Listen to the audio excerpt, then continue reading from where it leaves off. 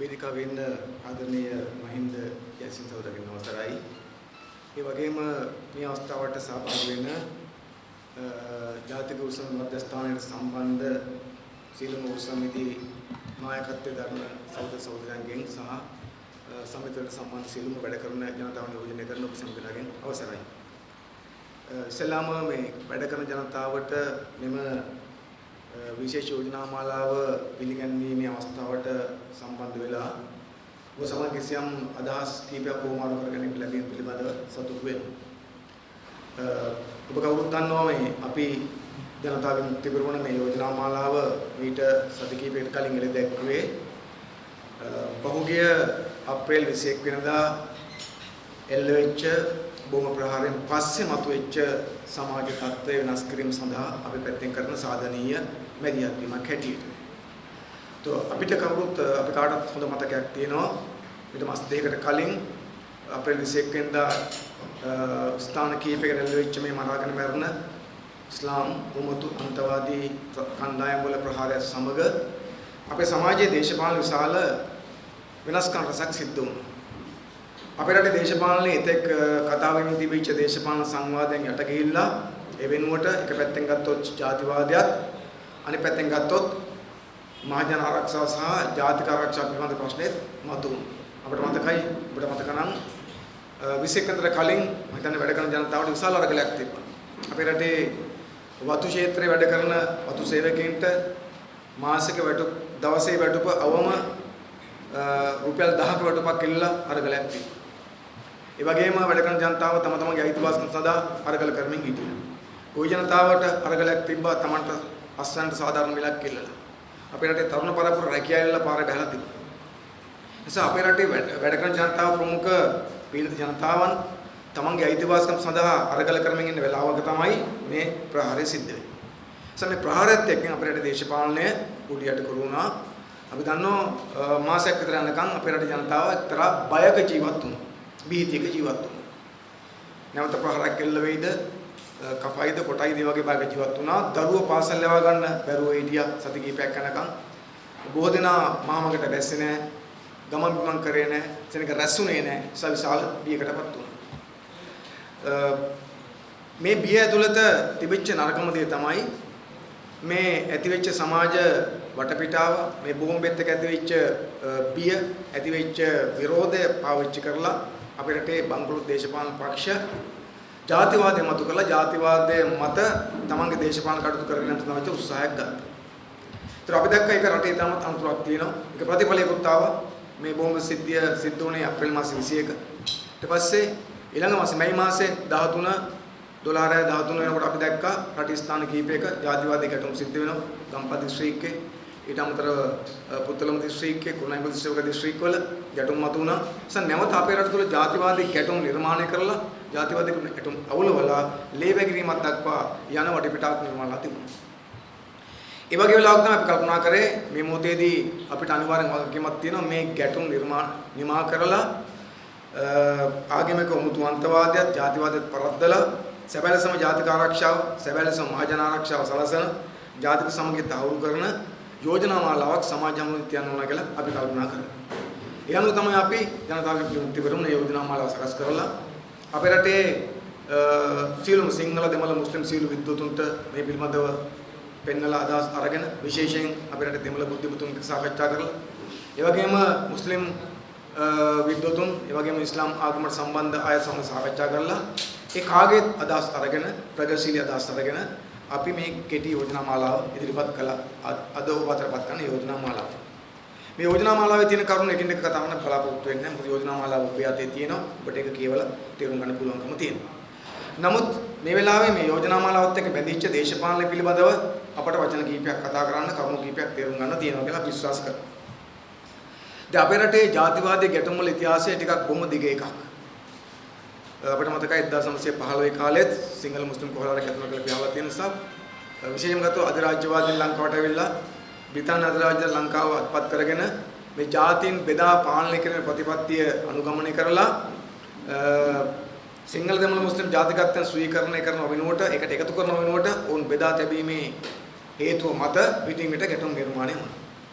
ඒ ගැටුම් වල අපි මුණ පාපු ඊටම ඛේදජනක අවස්ථාව තමයි සිංහල දෙමළ ජාතිවාදී ගැටුම් පිටින් නිර්මාණය වෙලා 1983 ජාතිවාදී කෝලාහලයක් ඇති වෙලා ඒක ප්‍රතිඵලයක් ලෙස ඒක පදනම් කරගත්තු උතුරේ රට බෙදෙන බෙදුම්වාදී ජාතිවාදී යුද්ධයක් නිර්මාණය වුණා. ඒ යුද්ධයට අපේ රටේ ජනතාව අවුරුදු 30ක් තිස්සේ මුහුණ දුන්නා. ඒ යුද්ධෙන් අපේ රටේ ජනතාව අවුරුදු 30ක් බැට කෑවා. ඒ යුද්ධෙන් නිසා අපේ රටේ දේපල විශාල ප්‍රමාණයක් විනාශ වුණා. ඒ යුද්ධෙන් නිසා අපේ රටේ ජීවිත විශාල ප්‍රමාණයක් විනාශ වුණා. සිංහල ජනතාවගේ ජීවිත, දෙමළ ජනයාගේ ජීවිත, මුස්ලිම් ජනයාගේ ජීවිත විශාල ප්‍රමාණයක් විනාශ වුණා. ඒ 30 අවුරුදු ජාතිවාදී යුද්ධෙන් අපට ඇතිවෙච්ච විනාශ හානිය මිල කරන්න බෑ. මනින්න බෑ.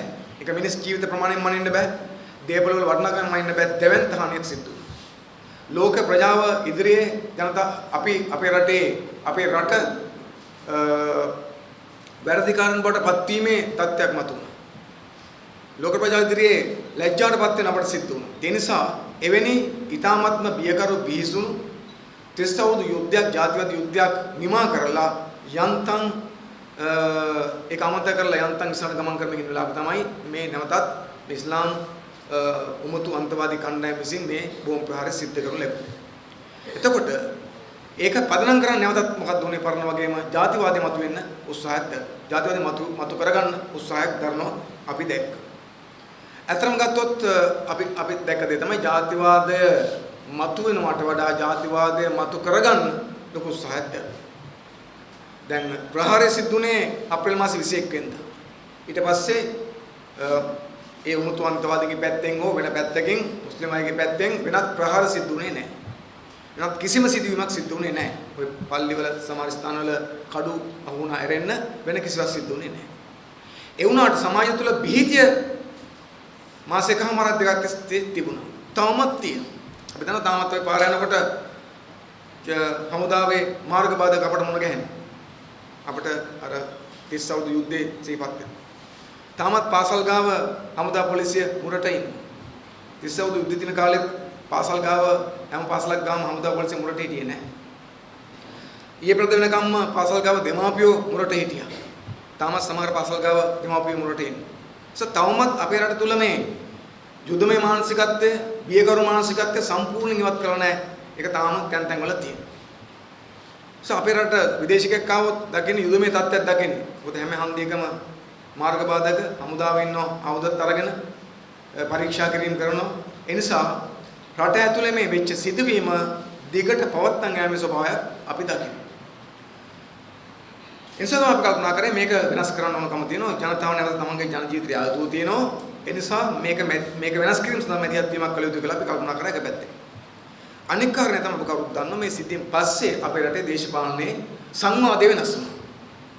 ඉතෙක් තිබිච්ච රට හදන දේශපාලන සංවාදය වෙනුවට රට රකින්න දේශපාලන සංවාදයක් මේකට ආවා. මොකද අපිට මතකයි මේ සිද්ධියට වෙන්න කලින් අපේ රටේ ඇතුළත අපේ රටේ විද්වතුන් වෘත්තීය වේදීන් විවිධ බුද්ධිමතුන් එකතු වෙලා අපේ මේ අවුරුදු 70ක් තිස්සේ ආපු සමාජයේ ගමන් මඟ වෙනස් කරලා මීට වඩා යහපත් දිශාවකට අපේ රට ගෙනියන්න ඕනයි කියන අදිෂ්ඨානය සහිතව රට ගොඩනැගීමේ ප්‍රතිපත්ති මාලා හදන්න පටන් ගන්න තිබුණා. විශේෂයෙන්ම ජාතික විද්‍යා සංවිධානය වගේ සංවිධානයක් මැදිහත් වෙලා ප්‍රතිපත්ති හදලා ප්‍රතිපත්ති එළි දක්වලා සමාජය තුළ රට ඇතුලේ සංවාදයක් නිර්මාණය කරලා රට හදන්නේ කොහොමද කියලා. ආර්ථිකයේ සඳහා ආර්ථික හදන ප්‍රතිපත්ති මොනවද? අපේ ආර්ථික උපාය මාර්ගය මොකක්ද වෙන්න ඕනකම තියෙන්නේ? ලංකාව නව ලිබරල්වාදී ආර්ථික මාවතේම යනවද? නැත්නම් ඒකට වඩා වෙනස් වෙනවද? ඒ ආර්ථිකය තුල කෘෂිකර්මාන්තය හදන්නේ කොහොමද? ඒ ආර්ථිකය තුල කර්මාන්ත හදන්නේ කොහොමද? දිවර කර්මාන්තයේ ප්‍රතිපත්තිය මොකද්ද? ඊවසේ අනිත් පැත්තෙන් ගත්තොත් මේ අධ්‍යාපනයේ ප්‍රතිපත්තිය වෙනවද මොකද්ද? සෞඛ්‍ය සේවයේ ප්‍රතිපත්තිය වෙනවද මොකද්ද? ගමනාගමනයේ ප්‍රතිපත්තිය මොකද්ද? පරිසරය රකින්නේ කොහොමද? කලා සංස්කෘතික ක්ෂේත්‍රවල ප්‍රතිපත්ති මොනවද? ක්‍රීඩා ප්‍රතිපත්ති මොනවද කියලා රට හදන වෙනස් කරන ප්‍රතිපත්තිමය සංවාදයක් රටේ හදලා තිබුණා. අපි හිතන රටට ඕන සංවාදය ඒක. රට තුළ නිර්මාණය විය යුතු සංවාදය ඒක. කොහොමද රට හදාගන්නේ? ඒ සඳහා වෙන ප්‍රතිපත්ති මොනවද? ওই ප්‍රතිපත්ති හොඳ කාටද ක්‍රියාවට නගන්න පුළුවන් වගේ සංවාදයක් තියෙන එකේ තාමත් හොඳ. හැබැයි එවැනි වෙලාවක නිර්මාණය වෙච්ච මේ බෝම්බ ප්‍රහාරයත් එක්ක ඒ සංවාදයට කරලා මතුණා මොකද්ද? ජාතික ආරක්ෂාව කියලා ප්‍රශ්නයක් උඩට ආවා. එතකොට මේ ජාතික ආරක්ෂාව සම්බන්ධ ප්‍රශ්න උඩට ගත්තෙම ජාතික ආරක්ෂාවට බරපතල චලනයක් තියෙන වෙලාවක නෙවෙයි. මොකද අපි ඉතා පැහැදිලිව දන්නවා විද්‍යාත්මක දේශපාලනක අපි විග්‍රහ කරලා ගත්තොත් එහෙම අප්‍රේල් 21 බෝම්බ ප්‍රහාරයේ ජාතික ආරක්ෂාවට ප්‍රශ්නයක් වුණේ නැහැ.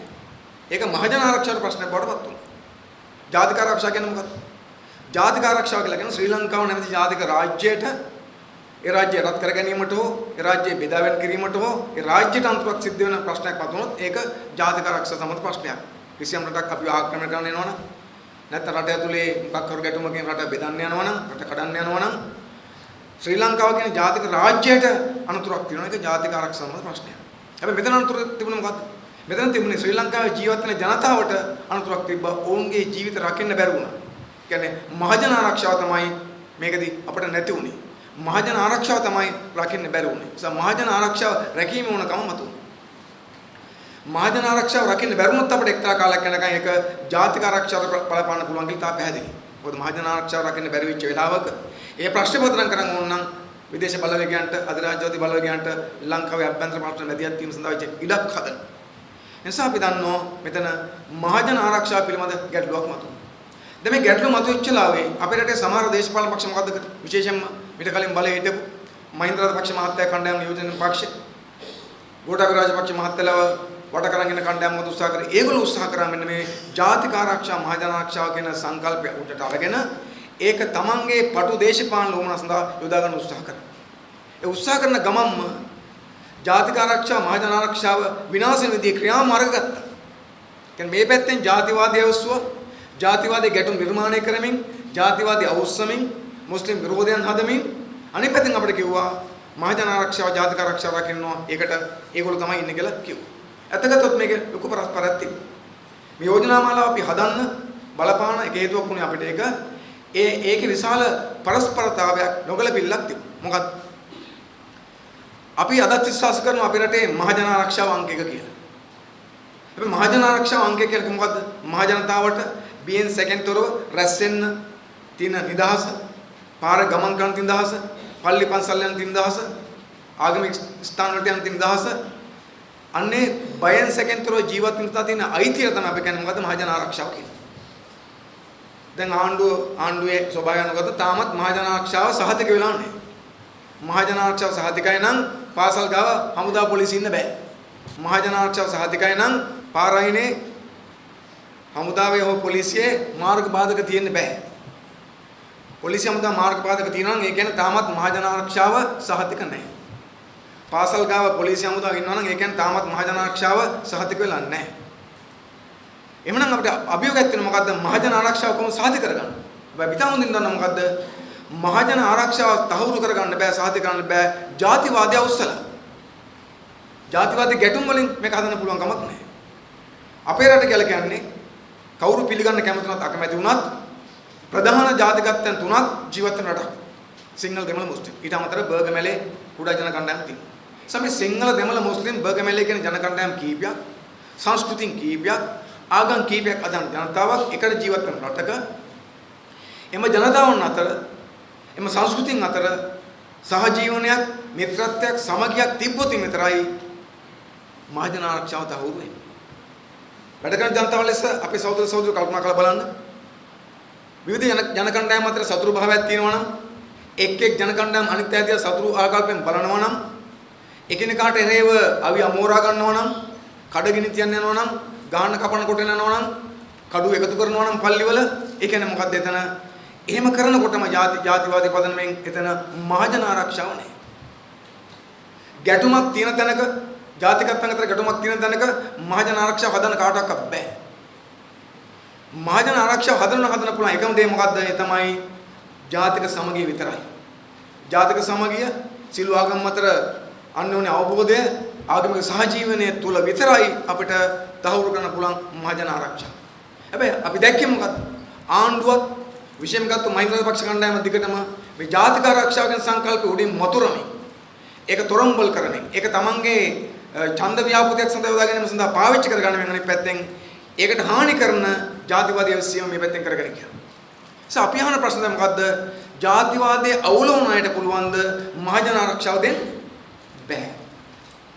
ජාතිවාදයේ මහජන ආරක්ෂාව එකට පැහැෙනවද? පැහැෙන්නේ නැහැ. ජාතිවාදී අවශ්‍යන තැනක මහජන ආරක්ෂාව නැහැ. එහෙනම් මහජන ආරක්ෂාව තියෙන කොතනද? මහජන ආරක්ෂාව තියෙන්නේ ජාතික සමගිය තියෙන තැනක විතරයි. ජාතීන් අතර ජනතාව අතර සමගිය තියෙනවා නම්, ආගම් අතර සමගිය තියෙනවා නම්, සංස්කෘතියන් අතර අවබෝධය තියෙනවා නම්, එක් එක් ජන කණ්ඩායම් අතර මිත්‍රත්වය තියෙනවා නම්, එහෙම තැනක කවුරුත් බය වෙන්න ඕනේ නැහැ. අපේ රටේ ජීවත් වෙන මුස්ලිම් ජනතාව සිංහල ජනතාවට බයින් ජීවත් වෙන්න ඕනේ නැහැ. සිංහල ජනතාව මුස්ලිම් ජනතාවට බයින් ජීවත් වෙන්න ඕනේ නැහැ. දෙමළ ජනයා සිංහල මුස්ලිම් ජනතාවට බයින් ජීවත් වෙන්න ඕනේ නැහැ. සමේ ජනතාවට එකිනෙකාට බියේ ජීවත් වෙන්න, අසල්වැසියාට බියේ ජීවත් වෙන්න, පාර බැල යන බයේ ජීවත් වෙන්න, පල්ලි පන්සල් යන බයේ ජීවත් වෙන්න සිද්ධ වෙන්නේ මේ ජනතාව අතර සමගිය නැතුනොත් විතරයි. ඒස අපි අවධාරණය කරගත්තු කාරණා තමයි මොකද්ද? අපේ රටේ මහජන ආරක්ෂාව සඳහා තියෙන එකම මඟ ජාතික සමගිය. ඒ අරගෙන මගක් නැහැ. ඒස ජාතික සමගිය අපි හදන්න ඕන. ආගම අතර සංහිඳියාවක් අපි හදන්න ඕන. ඒස අපි කල්පනා කරා ඒක කොහොමද කරගන්නේ? අපි කවුරුත් දන්නවා ධනවාද ඇතුළේ මේ කරන්න ටිකක් අමාරු තමයි. ඒස අපිට බොහොම පහසුවෙන් මේ වැඩේ කරන්න පුළුවන් සමාජවාදීති කියලා ඒක සමාජවාදයට පවරගන්න තිබ්බා. නමුත් අපි කල්පනා කරා මේක ඉතාමත් හොඳින් කරන්න පුළුවන් සමාජවාදී සමාජයකදී වුණත් මේ ධනවාදය ඇතුලේ පවා මේ සඳහා පියවරක් තියන්න පුළුවන්. ඒ වෙනුවෙන් අපි කිසියම් යෝජනා මාලාවක් ඉදිරිපත් කළා මේ සඳහා සාධනීය මැදිහත් වීමක් කළ යුතුයි කියලා අපි කල්පනා කරා. ඒ වෙනුවෙන් තමයි අපි මේ යෝජනා මාලාව ඉදිරිපත් කරන්න තීන්දුව කළේ. ඒ වෙනුවෙන් තමයි මේ යෝජනා මාලාව සකස් කරලා අපි ජනතාවට ඉදිරිපත් කළේ. අද ඔබත් එක්ක මේ සාකච්ඡාව සංවාදේ කරගනිමින් ඉන්නේ. අපිට අවධාරණය කරන්න ඕන කම මොකද්ද? අපේ රටේ වසර 30ක ජාතිවාද යුද්ධකින් පැටකාපු ජනතාවක් හැටියට ජාතිවාදය කුමන හෝ ආකාරයකින් මෙවලමක් කරගන්න එක ඉතාමත් අනුතුරුදායකයි. සිහි බුද්ධිය තියෙන කිසිම කෙනෙක් ජාතිවාදය වැළඳගන්නේ නැහැ. වැළඳගත යුතු නැහැ. මොකද ඒක වැරදි එකක්. ජාතිවාදය වැළඳගෙන ජාතිවාදයේ පිටිපස්සේ ගිහිල්ලා ජාතිවාදය වපුරවල ජාතිවාදී ගැටුම් නිර්මාණය කළා ජාතික ආරක්ෂාව හෝ මහජන ආරක්ෂාව බලාපොරොත්තු වෙනවා නම් ඒක සම්පූර්ණයෙන්ම මිත්‍යාවක් වෙන්න පුළුවන් එකම දේ තමයි ජාතිවාදී වපුර ඕන තැනක මුලින්ම මහජන ආරක්ෂාව නැති වෙනවා ඊට පස්සේ ජාතික ආරක්ෂාව නැති වෙනවා අපිට අතීතේ පාඩම තියෙන එක අපි දන්නවා 1983 කාලේ කළු ජූලි නිර්මාණය කරලා දෙමළ ජනතාවගේ දේපල ගිනි තියලා දෙමළ ජනතාව මරලා මහජන ආරක්ෂාව නැති කරලා අභ්‍යන්තර යුද්ධයක් නිර්මාණය කරගත්තා.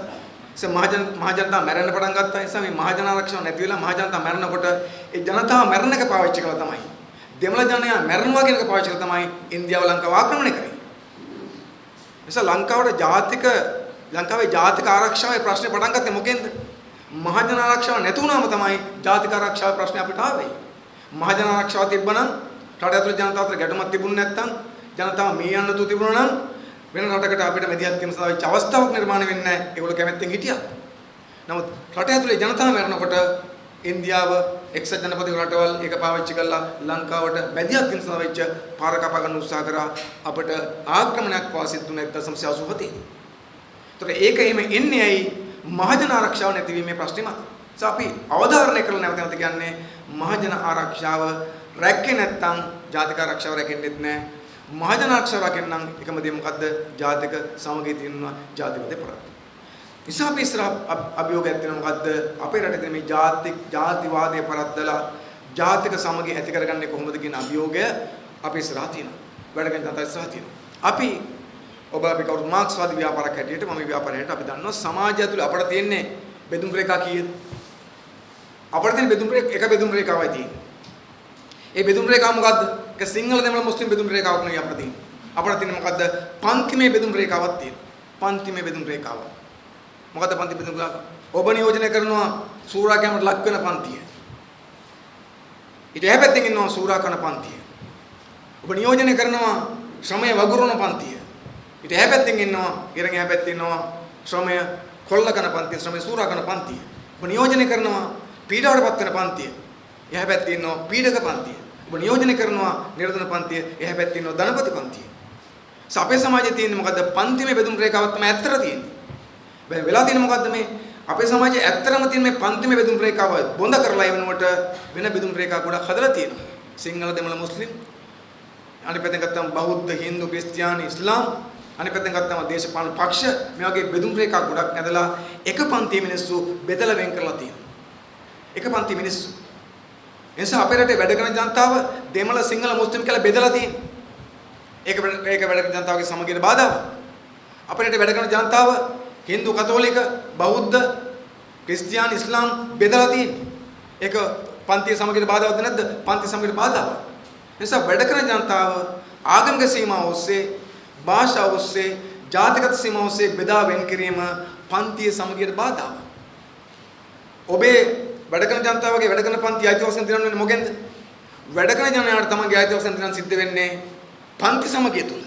පන්තියේ සමගිය තුල. එනිසා පන්තියේ සමගිය තමයි වැදගත් වෙනවා.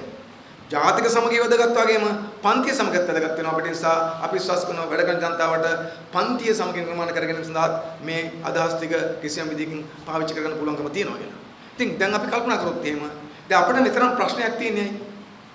අපිට මේ පන්තියේ සමගිය පිළිබඳව ජාතික සමගියෙන් කතා සිදුලා තින්නේ ඇයි? අපේ රටේ ජාතිවාදය තියෙන නිසා. දැන් මේ ජාතිවාදය මොකක්ද? මේකේ උපදින්නේ කොහෙන්ද? මේක තර්කානුකූලද? මේක විද්‍යානුකූලද? නැහැ. මේ ජාතිවාදයේ කිසිම පදනමක් තියෙන්න පුළුවන් කමක් නැහැ. ජාතිවාදය කියලා කියන්නේ මොකක්ද? ජාතිවාදය කියලා කියන්නේ කිසියම් කෙනෙක් කල්පනා කරනවා නම් තමන්ගේ ජාතිකත්වය තමයි උසස් අනිත් අය අපට වඩා පහළයි කියලා. කිසියම් කෙනෙක් හිතනවා නම් අපි තමයි පාලනය කළ යුත්තේ අනිත් කටේ පාලනය විය යුතුයි කියලා. කිසියම් කෙනෙක් හිතනවා නම් අපි තමයි අධිපති අනිත් කට්ටිය අපට යටින් ඉන්න ඕනයි කියලා. ඒක තමයි ජාතිවාදය. අනිත් පැත්තෙන් ගත්තම කවුරු හිතනවා නම් අනිත් ජාතියෙන් ගැන සැක හිතනවා නම් ඒගොල්ලෝ අපි විනාශ කරන්න හදන්නේ. ඒගොල්ලෝ අපට ලොකු වෙන්න හදන්නේ. ඒගොල්ලෝ අපට පැතිරෙන්න හදන්නේ. ඒගොල්ලෝ අපිව කොල්ල කරන්න හදන්නේ කියලා හිතනවා නම් එතන ජාතිවාදයක් තියෙනවා. ඒ ජාතිවාදී මනෝභාවය එන්නේ කොහොමද? ඒක එක පැත්තෙන් ගත්තොත් අපි දකින දේ තමයි අපි උපදිනකොට මේ මනෝභාවය අපිට පෞල් වලින් ගෙනත් දාලා තියෙනවා. දැන් ළමයෙක් දරුවෙක් උපදිනකොට රෝහලකාරී කොහයක් දැනක උපදින පළවෙනි මොහොතේ ඔහුට මොකක්වත් නැහැ. ඔහුට ජාතියක් නැහැ. ඔහුට ආගමක් නැහැ. ඔහුට නමක් නැහැ. මොකක්වත් නැතුව නිකන් උපදින්නේ දරුවෙක් උපදින්නේ. හැබැයි ඉපදුනාට පස්සේ ඔහු උපදිච්ච පවුල විසින් ඔහුට ලබා දෙනවා ජාතිකත්වයක් ලබා දෙනවා. ආගමක් ලබා දෙනවා. අර අනන්ත සියල්ලම උට ලබා දෙනවා. නිසා ඔහුට ඒවා එන්නේ ඔහු ඉපදිච්ච පවුලටම මිසක් ඔහුගේ අවබෝධය මත නෙවෙයි. අපි ගත්තොත් අපේ රටේ ආගම් අදහන හැමෝගෙම අහලා බලන්නකෝ. අපි කවුරුත් ආගම් අදහන්නේ ලංකාවේ තියෙන ලංකාවේ සෝ ලෝකයේ තියෙන සිළුම ආගම් පිළිබඳ අධ්‍යයනයක් කරලා ඒ ආගම් මතින් හොඳම ආගම තෝරගෙන නෑ. දැන් අපි දන්නවා දැන් පාසල් යනකොට නම් අපි නේද පාසල් යනකොට අපි මොන්ටිසෝරියෙන් පටන් අරගෙන මුල් පන්ති වල ඉගෙනගෙන ගිහිල්ලා විෂයන් ටික ඔක්කොම ඉගෙන ගිහිල්ලා උසස් පෙළට යනකොට තීන්දුවක් ගන්නවා. මොන ධාරාවේද අපි යන්නේ කියලා. ඒ තීන්දුව ගන්නකොට දරුවටත් පොඩි තියෙනවා අවබෝධයක් ඉගෙනගෙන අවුරුදු 10ක් 12ක් 30 ඉගෙනගෙන තියෙනවා. දෙමාපියන්ටත් කිසියම් හැඟීමක් තියෙනවා. ගුරුවරුත් මග පෙන්වීමක් කරනවා. ඊපස්සේ අතෝරගෙන රයිට් මම යන්නේ විද්‍යා විෂය ධාරාවේ.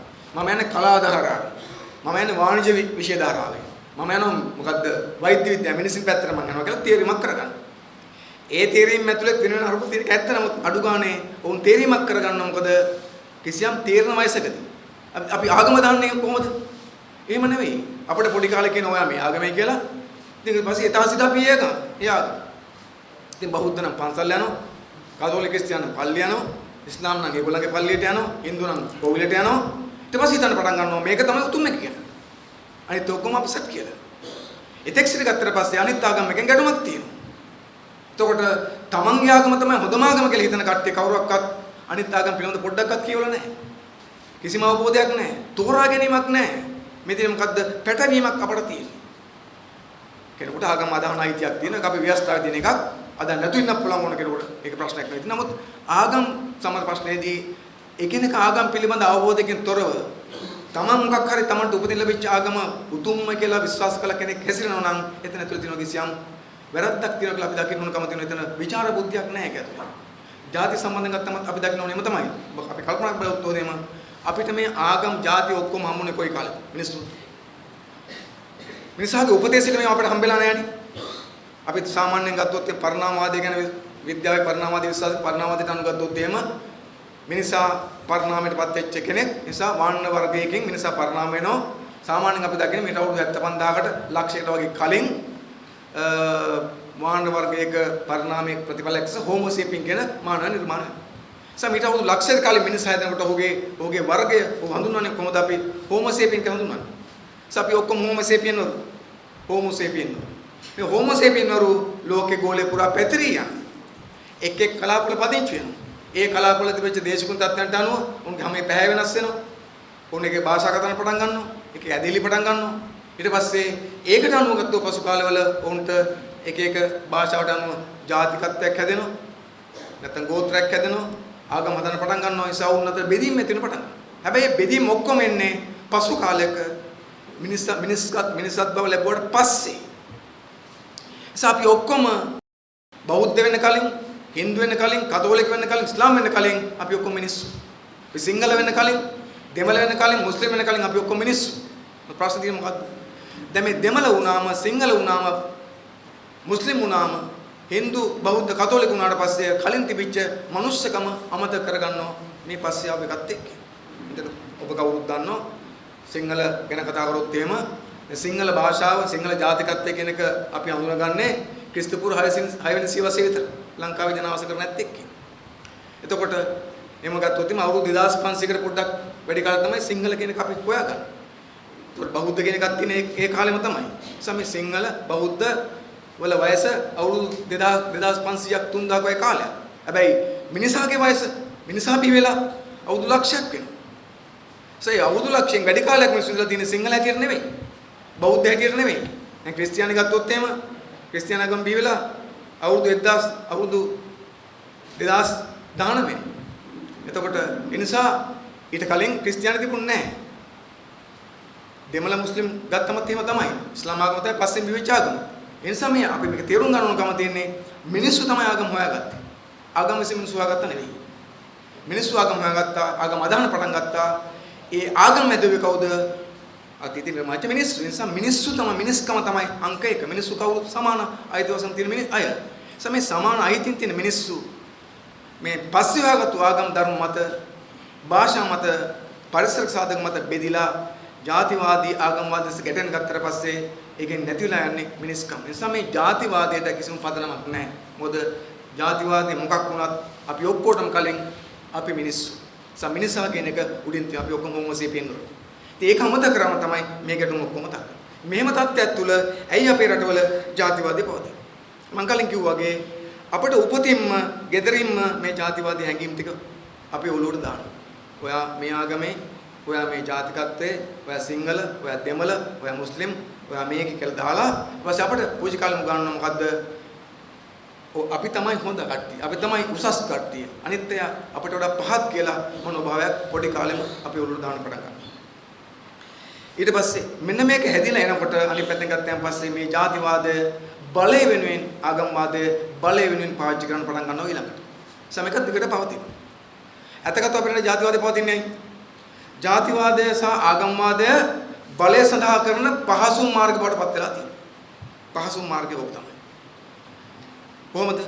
දැන් අපි ගත්තොත් ඉතා පැහැදිලි අපිට අපේ රටේ ධනේශ්වර දේශපාලන පක්ෂ ජාතිවාදී අවසන්යයි. ජාතිවාදී අවසන්නෙම තමන්ට ඒ ජාතියේ චන්ද්‍රික තමන් අතට ගන්න. සිංහල ජාතිවාදී කණ්ඩායම් ජාතිවාදී අවසන්නේ සිංහල චන්ද්‍රික චන්ද්‍රිකදී තමන් අතට ගන්න. මුස්ලිම් අය ජාතිවාදී අවසන්නේ මුස්ලිම් ප්‍රජාවේ චන්ද්‍රික තමන් අතට අරගෙන ඒකේ මන්ත්‍රීකම් ටිකක් කරන් ඒක ඒවල කරා. දෙමළ දෙමළ නායකයෝ ජාතිවාදී අවසන්නේ දෙමළ චන්ද්‍රික තමන්ට අරගෙන ඒකේ මන්ත්‍රීකම් ටිකක් අරගෙන කේවල කරලා තමන්ට බලයක් ගන්න. ඒ නිසා බලයට ඒමේ, බලයට හවුල් වීමේ, බලේ භුක්තින් දීමේ මාවත ලෙස, මාර්ග ලෙස ජාතිවාදී පාවිච්චි කරගන්න. මේක අවසන්න ලේසි මේක. කිතිකමන ලේසි මේක. මොකද පුංචි කාලේ දාපු ජාතිවාදයක් අපේ හිත ඇතුලේ තියෙනවා. ඒක කෙනෙක්තුවම, ඒක පොඩක් ඇවිස්සුවම ඒක හරහා ඕන කෙනෙක්ව වෙනස් කරගන්න පුළුවන් කියලා දේශපාලනඥයෝ දන්නවා. ධනපති දේශපාලනඥයෝ දන්නවා. ඕන්ට ජාතිවාදයක් නැහැ. ඕන් එකට ජීවත් වෙන්නේ. ඕන් එකට ඉන්නේ. ඒ නිසා හැබැයි එහෙම ඉඳගෙන මේ ජාතිවාදී අවසන්. ජාතිවාදී අවසන් නිසා ජාතිවාදයක පැත්තෙන් ගත්තොත් එimhe බලය වෙනුවෙන් අවසන්. ආගම්වාදයට අවසන් බලය වෙනුවෙන්.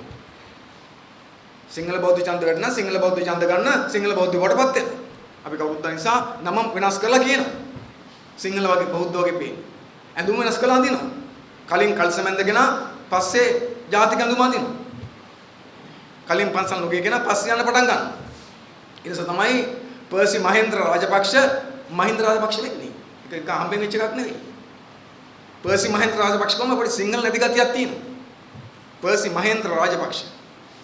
ඒකට හරියන්නේ නැහැ, අපේ සංස්කෘතියට හරියන්නේ නැහැ. සිංහල ඡන්ද ගන්න අමාරු. ඊපස්සේ මොකද වෙන්නේ? නම වෙනස් කරගන්නවා මහින්ද රාජපක්ෂ. දැන් මේ හින්දු වෙනවා, මහින්ද වෙනවා. එහෙම නැන්නේ.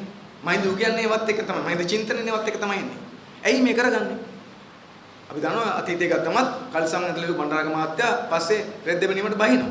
ඒ බහින්නේ ඇයි? මේ සිංහල ඡන්ද ගැනීම අරමුණු කරගෙන. නිසා ඒගොල්ලෝ මේ ජනතාවගේ මේ තියෙන දුබලතාවය මතු කරලා බලය ගැනීම සඳහා මේ ජාතිවාදය යොදා ගන්නවා. ඒ අනුව හැඩ ගැහෙනවා.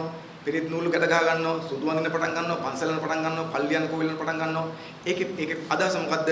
ජාතිවාදය පාවිච්චි කරන බලය සඳහා. ආගම්වාදයත් එහෙම තමයි බලය සඳහා පාවිච්චි කරගන්නේ. ඒ බලය කියලා කියන්නේ මේ රාජ්‍ය බලය විතරක් නෙවෙයි. අපි කවුරුත් දන්නවා ආගම් ජාතිවාදය පාවිච්චි කරාම රාජ්‍ය බලය අත්පත් කරගෙන මේ පැත්තට යන පහසු පාරකුත් තියෙනවා. ඊට අමතරව මේ ආගමේ කණ්ඩායම් වල නායක වුණාට පස්සේ උන්ට වෙන බලයකුත් තියෙනවා. සිවිල් බලයක් තියෙනවා. සිවිල් බලය වෙනුනොත් ජාතිවාදය පාවිච්චි කරගන්නවා. අපි හොඳටම දන්නවා සිවිල් ආගම් වල ආගමික නායක සමාජ නැද්ද විශේෂ බලයක්? සිවිල් ආගම් වල ආගමික නායකයන් සමාජ විශේෂ බලයක් තියෙනවා. විශේෂ වරප්‍රසාද විශේෂ බලයක් තියෙනවා. එනිසා රාජ්‍ය බලෙන් ගන්න බැරි බලය උන් ගන්න මොකෙන්ද? ආගමික නායකයෙක් වෙලායි බලය ගන්නවා. ඒකට රට කිසියම් විදිහේ බයක් දක්වනවා, ගරුත්වයක් දක්වනවා, වරප්‍රසාද ලැබෙනවා. නිසා ඒ බලය වෙනුවෙන් තමයි එක පැත්තෙන් ගත්තොත් මේවා පවත්වාගෙන යන්නේ. නිසා රාජ්‍ය බලය හෝ සිවිල් බලය වෙනුවෙන් මේ ජාතිවාදයේ ආගම්වාදයේ පවත්වාගෙන යනවා. ඊළඟට ඒ වගේම තමයි අපි දන්නවා මේ ජාතිවාදයේ පිටිපස්සේ ආර්ථික ඕනකම් තියෙනවා. ආර්ථික ඕනකම් තියෙනවා. ව්‍යාපාරික ඕනකම් තියෙනවා. දැන් මේ කල අපිට හොඳටම පැහැදිලි නේද? මේ දවස්වල මේ බෝම්බෙ පස්සේ කලිනුත් තිබුණා ওই ප්‍රශ්නේ. බෝම්බෙ පස්සේ අපිට පැහැදිලි මතයක් ආව මොකද්ද? මුස්ලිම් කඩ වර්ජනය කරමු කියලා. මුස්ලිම් කඩ වර්ජනය කරමු. මේ මතයක් ආව. ඇයි ඒ? අපේ රටේ ධනවාදයේ අරුබුදෙට ගිහින් තියෙන්නේ. බින්දුවට වැටලා තියෙන්නේ. රිම් එකෙන් යන්නේ. නිසා ව්‍යාපාර පාඩුයි. ව්‍යාපාර කරන් යන්න බෑ. එතකොට ව්‍යාපාර පාඩු ලබා තිබෙන්නේ ධනවාදයේ ප්‍රතිඵලයක් ලෙසයි කියලා හිතලා ධනවාද වෙනස් කරන එක ධනපති පන්තින හොඳ එකක් නෙවෙයි. නිසා ඒගොල්ලෝ මතයක් හදනවා ව්‍යාපාර වැඩි තියෙන මොකක්ද? තරගේ නිසා. නිසා ඒගොල්ලෝ හිතනවා මුස්ලිම් ව්‍යාපාරිකයා අයින් කරගත්තොත් සිංහල ව්‍යාපාරිකට හොඳයි. දෙමළ ව්‍යාපාරික අයින් කරගත්තොත් සිංහල ව්‍යාපාරිකට හොඳයි. ඒ නිසා මේ ගැටුම් පටන් ගන්න කොහෙන්ද? ව්‍යාපාරික ස්ථානවල. මතක් කරගන්නකො. 83 ජාතිවාදී කෝලවල ගිනි තිබ්බ මොනවද? වැඩිපුරම ගිනි තිබ්බේ දෙමළ ජනතාවට ඇති කඩ සාප්පු ගිනි තිබ්බේ. කඩ සාප්පු ගිනි තිබ්බා, චිත්‍රපටි හෝල් ගිනි තිබ්බා, ආර්ථික සම්බන්ධයෙන් ගිනි තිබ්බේ. ඊට පස්සේ මුස්ලිම් කෝලවල කියනකො මොනවද ගිනි තියන්නේ? කඩ සාප්පු ගිනි තියන්නේ. ඒක හේතුව තමයි මොකද්ද? ඒක පිටිපස්සේ තියෙන කිසියම් ආර්ථිකමය නැත්නම් ව්‍යාපාරික ඕනකමක් මේක තුල තියෙනවා. හැබැයි ඒ වුණාට ඒක ඇත්ත නෙවෙයි. ඇයි ඇත්ත නෙවෙයි කියලා කියන්නේ? අපි ඇහුවොත් අපේ සෞදගෙන් අපිට ප්‍රාග්ධනය බෙදන්න පුළුවන් ද සිංහලද මුස්ලිම් කරලා? ප්‍රාග්ධනයේ ජාතියක් තියෙනවද? ප්‍රාග්ධනයට ආගමක් තියෙනවද? එහෙම බෙදන්න බෑ. දැන් ওই මුස්ලිම් ව්‍යාපාර වට්ටම කියලා කතා කරන අය ඉන්නවනේ. වට්ටගෙන යන්නකො මොකද වෙන්නේ කියලා. ඒවත් එක ගැට ගහලා දෙන මොනවද ආපහු සිංහල ව්‍යාපාර. මේ ප්‍රාග්ධන යටින් එකට ගැට ගහලා තියෙන එකක් වටලා අනිකට පවතින පුළුවන් කමක් නැහැ. වැටෙනකොට ඔක්කොම වැටෙන්න ඕන. අපි දන්නවා පොකදස්සම මොකද සිද්ධ වුනේ කියලා. ඔය මොකද මුස්ලිම් කඩ වර්ජනය කරනවා කියලා රැල්ල යවපු කට්ටියම. අපි දන්නවා ගමකාරී නගරකාරී සිල්ලර බඩු සාප් කඩ දෙකක් තියෙනකොට මුස්ලිම් කඩේ වැහුවා සිංහල කඩේට පොඩ්ඩක් බිස්නස් වැඩි වෙනවනේ ඒක සාමාන්‍ය සත්‍ය. ඒ වැහුවට ඒ සිංහල ව්‍යාපාර ස්ථානේ කරන් යන සිල්ලර බඩු කරන් යන කෙනා තොග බඩු ගන්න කොහෙන්ද? තොග බඩු ගන්නවා අපසර ගත්තොත් දැන් මුස්ලිම් ව්‍යාපාරිකයන්ගේ. මොකද තොග බඩු වින්දාම ඒගොල්ලෝ ගාව තිබුණේ. ඒ නිසා පෝස්ටරේ ගහලා මුස්ලිම් කඩ වර්ජනය කරමු කියලා ගමේ කඩේ වහලා ගමේ සිංහල කඩේ කෙනා කෝල් එකක් දාලා තොගලඳගෙන් මුස්ලිම් කෙනාගෙන් Taman පොටි ගෙන්න ගන්නවා. ඒක තමයි ඇත්ත කතාන්තරේ. අතන්ට යන්නේ නැතුව. ඇයි මේ ව්‍යාපාර යටින් එකට ගැට ගහලා තියෙන්නේ.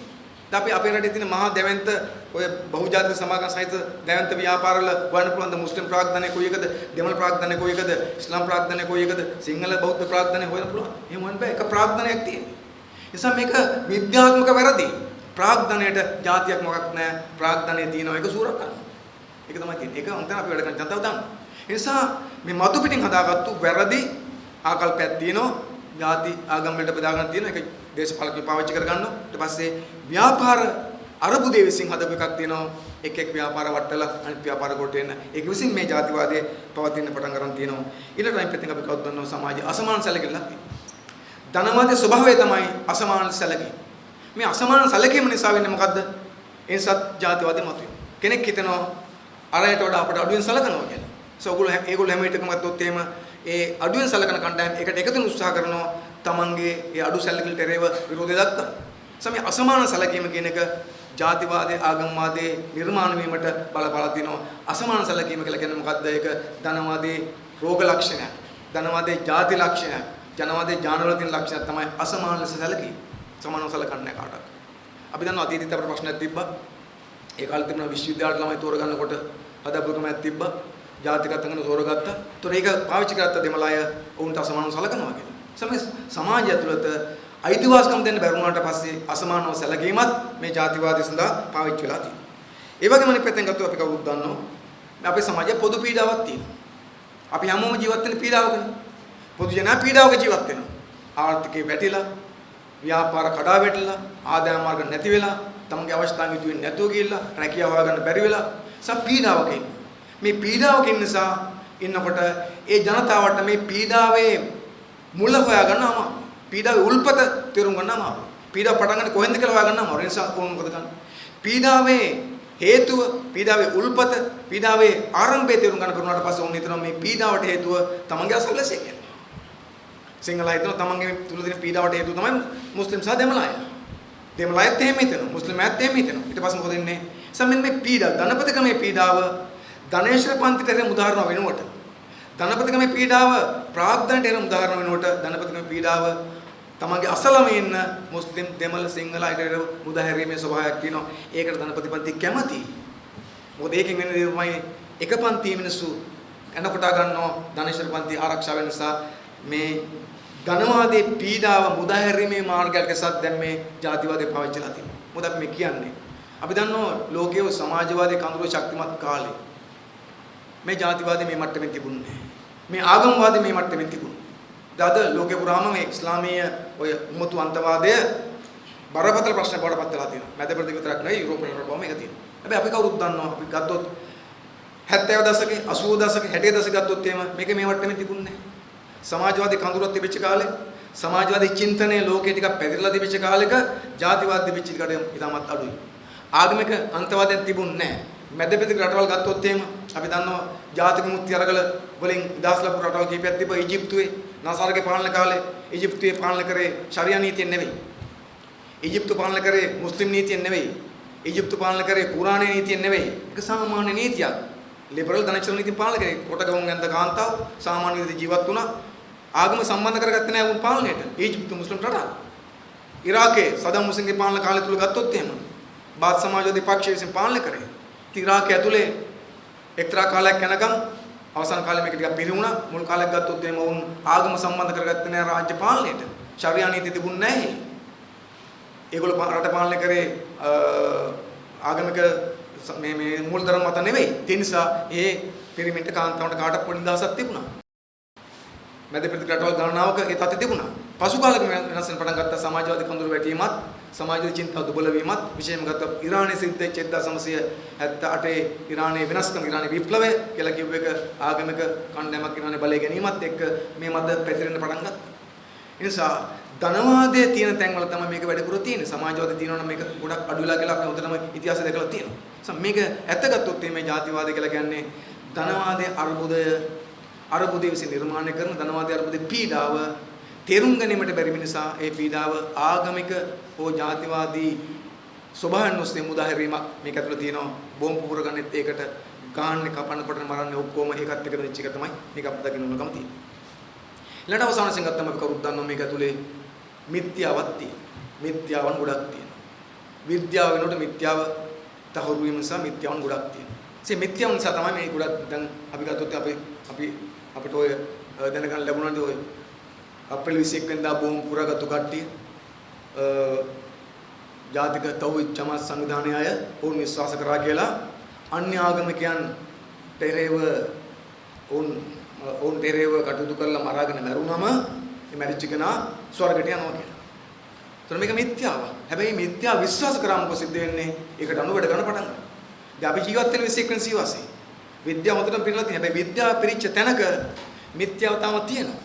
මිත්‍යා විශ්වාසය හැම පිටින්ම සමාජය තුල අරගෙන යනවා. ඒක විසුණුත් මේ ජාතිවාදයට ආගමික අන්තවාදයන්ට කිසියම් විදියක වාසිදායක තත්ත්වයක් නිර්මාණය කරලා තියෙනවා. ඒ නිසා මෙන්න මේ සාධක ගණනාවක් විසින් තමයි ජාතිවාදය ආගමික අන්තවාදය පවතින්නේ. මේ ආගමික අන්තවාදී ජාතිවාදය කියලා කියන්නේ මිනිසුන්ගේ පුද්ගල වැරද්දක් නෙවෙයි.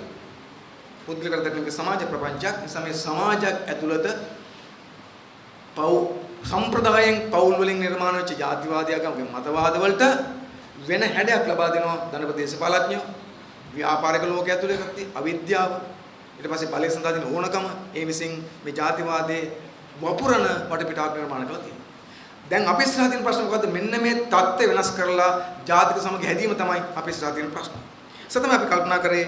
ඒකට අනුව තමයි අපි කල්පනා කරේ දැන් අපි කොහොමද මේම තත්ත්වයක් තුළ ජාතිවාදය පරාජයපත් කරලා ආගමික මුතුන්තවාදය පරාජයපත් කරලා මේ තුළ කිසියම් විදිහක ජාතික සමගියක් ආගමතර සංවිධානයක් ගොඩනගන්න කොහොමද කියන කාරණේ අපි කල්පනා කරා. මොකද අපි හිතනවා මෙන්න මෙහෙම. දැන් මේ රටකට ජන කණ්ඩායම් කීපයක් ඉන්න එක සාපයක් නෙවෙයි වාසියක්. ඊටමත් ලස්සන එකක් මේක. දැන් අපේ රටේ ගත්තොත් එහෙම භාෂා තුනක් කතා කරනවා. භාෂා දෙකක් කතා කරනවා ප්‍රධාන වශයෙන් තුනක් තියෙනවා ඉංග්‍රීසිත් එක්කෙන් ප්‍රධාන දෙකයි තියෙනවා. සිංහල දෙමළ තියෙනවා ඉංග්‍රීසියෙන් තුනක් තියෙනවා. එතකොට රටේ ජනතාවගේ ප්‍රධාන භාෂා දෙකක් තියෙනවා සිංහල සහ දෙමළ කියලා. මොකද අපිට දෙමළ ජනතාවත් දෙමළ කතා කරන මුස්ලිම් ජනතාවත් දෙමළ කතා කරනවා. ඊට පස්සේ ආගම් කීපයක් තියෙනවා. ඒ ආගම් සහ එක සම්බන්ධ සංස්කෘතින් කීපයක් තියෙනවා. සිංහල සංස්කෘතියක් තියෙනවා, සිංහල බෞද්ධ සංස්කෘතියක් තියෙනවා, ඉස්ලාම් සංස්කෘතිය තියෙනවා, හින්දු සංස්කෘතියක් තියෙනවා. සංස්කෘතින් ගොඩක් තියෙනවා. ඒකත් එක්කෙන් අපේ උත්සව ගොඩක් තියෙනවා. නිවාඩු දවස් ගොඩක් තියෙනවා. හැරතල ගොඩක් තියෙනවා. දුම්මර ගොඩක් තියෙනවා. ඒ අපි සංස්කෘතින් ගොඩක් එක ජීවත් වෙන රටක්. භාෂා කීපයක් කතා කරන රටක්. ආගම් කීපයක් අදන රටක්. ඉතින් මේක අපි හිතන රටකට කිසියම් විදිහක ආලෝකයක්, අලංකාරයක්, වාසනාවක්. හැබැයි මේ ජාතිවාද සම්ප්‍රදායේ මේ වාසනාවක් වෙච්ච එක අවාසනාවක් බවට පත් වෙලා තියෙනවා. අපි සාමාන්‍යයෙන් කතාවක් කියනවානේ. වර්ණ ගොඩක් තිබ්බම ලස්සනයි.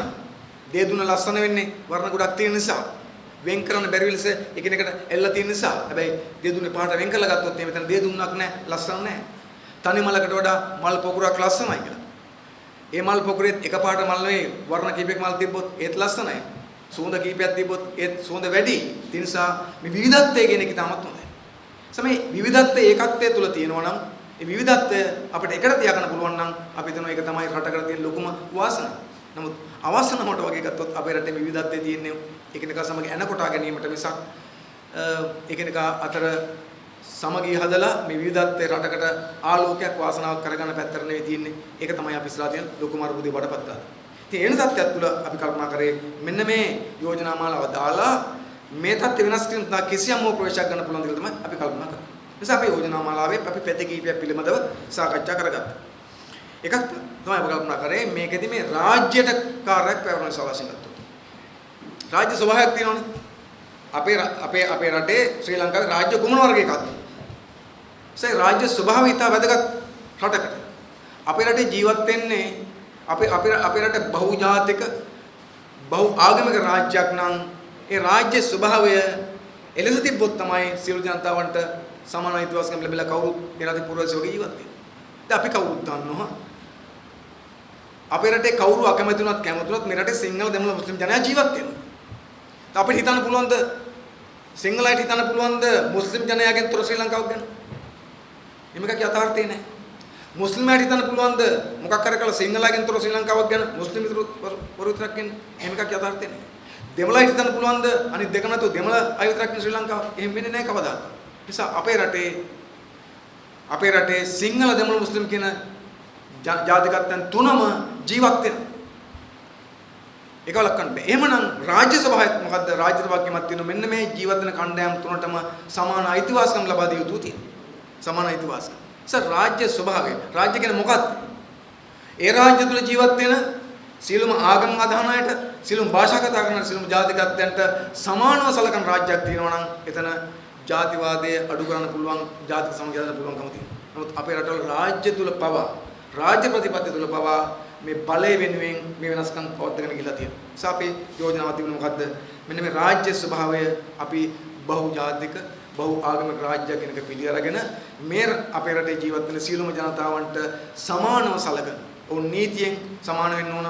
ව්‍යවස්ථා භගන්ති විතරක් නෙවෙයි භාවිතයෙන් සමාන විය යුතුයි කියන අදහස අපේ තිබ්බ නිසා අපි එවැනි යෝජනා මේකට එකතු කරගත්තා. ඒ වගේම අනිත් පැත්තෙන් අපි දැක්ක දේ තමයි රාජ්‍ය ස්වභාවයෙන් වෙනකොටම රාජ්‍ය පවතින නීතිත් එක්ක නිසා නීතිය කාටත් සාධාරණ වෙන්න ඕන. දැන් අපි සාමාන්‍ය කතා කරනවා නීතිය කාටත් සාධාරණ කියලා කියනවා. මම කියන්නේ උසාවි නීති ගැන නෙවෙයි.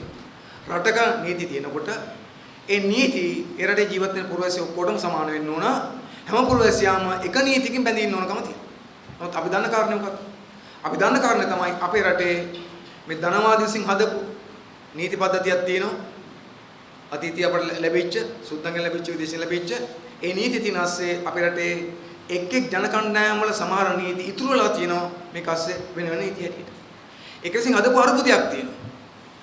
අරුබුදයක්ම තියෙනවා අපේ රටේ. දැන් අපි කවුරුත් දන්න තාලට ලංකාවේ අතීතයේ තිබුණේ ලිඛිත නීතියක් තිබුණේ රජවරු පාලනය කරේ. රජුරු තමයි නීතිය කියලා කිව්වේ. මොකද ඊට පස්සේ ධනේශ්වර පන්තිය ධනේශ්වරකම ඇති වෙනකොට ලන්දේසි පෘතුගීසි ලන්දේසි ඉංග්‍රීසි ආවට පස්සේ ලංකාවේ තුල නීති හදන්න පටන් ගත්තා රාජ්‍යත් එක්කෙන් සාමාන්‍ය අපි කියනවා අපේ රටේ නීතියේ පදනම රෝම ලන්දේසි නීතිය. අපේ රටේ නීතියේ පදනම රෝම ලන්දේසි නීතිය. රෝම ලන්දේසි නීතිය පදනම් කරතු එකක් හදාගත්තා. පස්සේ මේකට තව බ්‍රිතාන්‍ය නීතිත් එකතු වුණා. හැබැයි ඒ හදන් යද්දී සුදු අධ රාජ්‍යවාදීන් විසින් හිතාමතාම සමහර ජන කණ්ඩායම් වල ප්‍රාදේශීය නීති ඉතුරු කරලා ගියා. ඒ අනුව තමයි අපි අහලා තියෙනවා උතුරේ නීතියක් තියෙනවා තේසවලාමේ නීතිය කියලා. ඉඩම් පිළිබඳ වෙන නීතියක් තියෙනවා. ලංකාවේ ඉඩම් සම්බන්ධ පොදු නීතියක් තියෙන ASCII දෙමළාගේ ඉඩම් සම්බන්ධ වෙන නීතියක් තියෙනවා. ඒතර පැටලෙල්ලක් ඒක ඇතුලේ. ඉඩම් සම්බන්ධ නීතිය හරි වැරදි මොකක් හරි එකක් වෙන්න ඕන. ඊට අමතරව ගොත් අපේ රටේ දැන් මේ අපි දැන් කතාවෙන් යනවා අපි මේක ඇතුලේ එකට මේ යෝජනා ඉදිරිපත් කළ දෙනවා අපේ රටේ මුස්ලිම් විවාහ නීතිය වෙනස්. විවාහ වීමේදී සාමාන්‍යයෙන් අපි කසාද බඳින අවුරුදු 18 නම් එතන 14න් අඩු වශයෙන් කසාද බඳින්න පුළුවන්කම තියෙනවා. ඒකට ඒ නිසා ළමයි කසාද බඳිනවා. ළමයි කසාද බඳිනවා. ළමයිට කසාද බඳින්න බෑ. ඒගොල්ලෝ ළමයි. නමුත් ඒකට නීතියක් තියෙනවා. නීතියේ බාධාවක් නැහැ. ඒතර අපි හිතනවා ඒක වෙනස් වෙන්න ඕන කියලා. මොකද විවාහ වෙනවා නම් මොකක් හරි විද්‍යාත්මක තහවුරු වෙච්ච වයසක් තියෙනවා. නිසා ඒ වයස කාටවත් සාධාරණ වෙන්න ඕන. කිසියම් ආගමක් අදාළ නිසා ඒක වෙනස් වෙන්න ඕන කමක් නැහැ. ලංකාවේ විවාහ වීමේ නීතියේදී වයස කාටවත් සාධාරණ වෙන එක නීතියක් තියෙනවා. අපි යෝජනා කරන්නේ විවාහ නීතිය එකක් කරන්න. ඒතර මේ ගැටලු මොකක්වත් මතුවෙන්නේ නැහැ. ඒ වගේම දික්කසාද නීතිය එකක් වෙන්න ඕන. දෑවැදියෝගේ ප්‍රශ්න මේකෙන් ඉවත් වෙන්න ඕන. නීතිය පැත්තෙන් ගත්තොත් එහෙම අපේ රට තුල නීතිය කාටවත් පොදු නීතියක් බවට පත් වෙනවා නම් නීතිය තුළ තියෙන කුඩා එක නීති වර්ග අයින් වෙනවා නම් එතකොට නීති ඉදිරි කවුරු සමානයි කියන එක අපිට ඇත්තක් බවට පත් වෙනවා. එහෙම වුණාට පස්සේ අර එක් ජන කණ්ඩායම් වල විශේෂ නීති විසින් ජනතාව තුළ සැකේ හදන්නේ නැහැ. නැත්තම් කොල්ලද? නැත්තම් අපිට හිතෙනවා මොකද්ද එක්කෝ යාට අසාධාරණයක් කරනවා නැත්තම් යාට වරප්‍රසාරයක් ලැබෙනවා කියලා. දැන් මෙතන ගත්තොත් එහෙම මුස්ලිම් එකේදී පේන්නේ ඕන්ට වරප්‍රසාරයක් ලැබෙනවා. මොකද්ද? අඩු වශයෙන් බඳින්න පුළුවන් තත්ත්වයක් ලැබිලා තියෙනවා.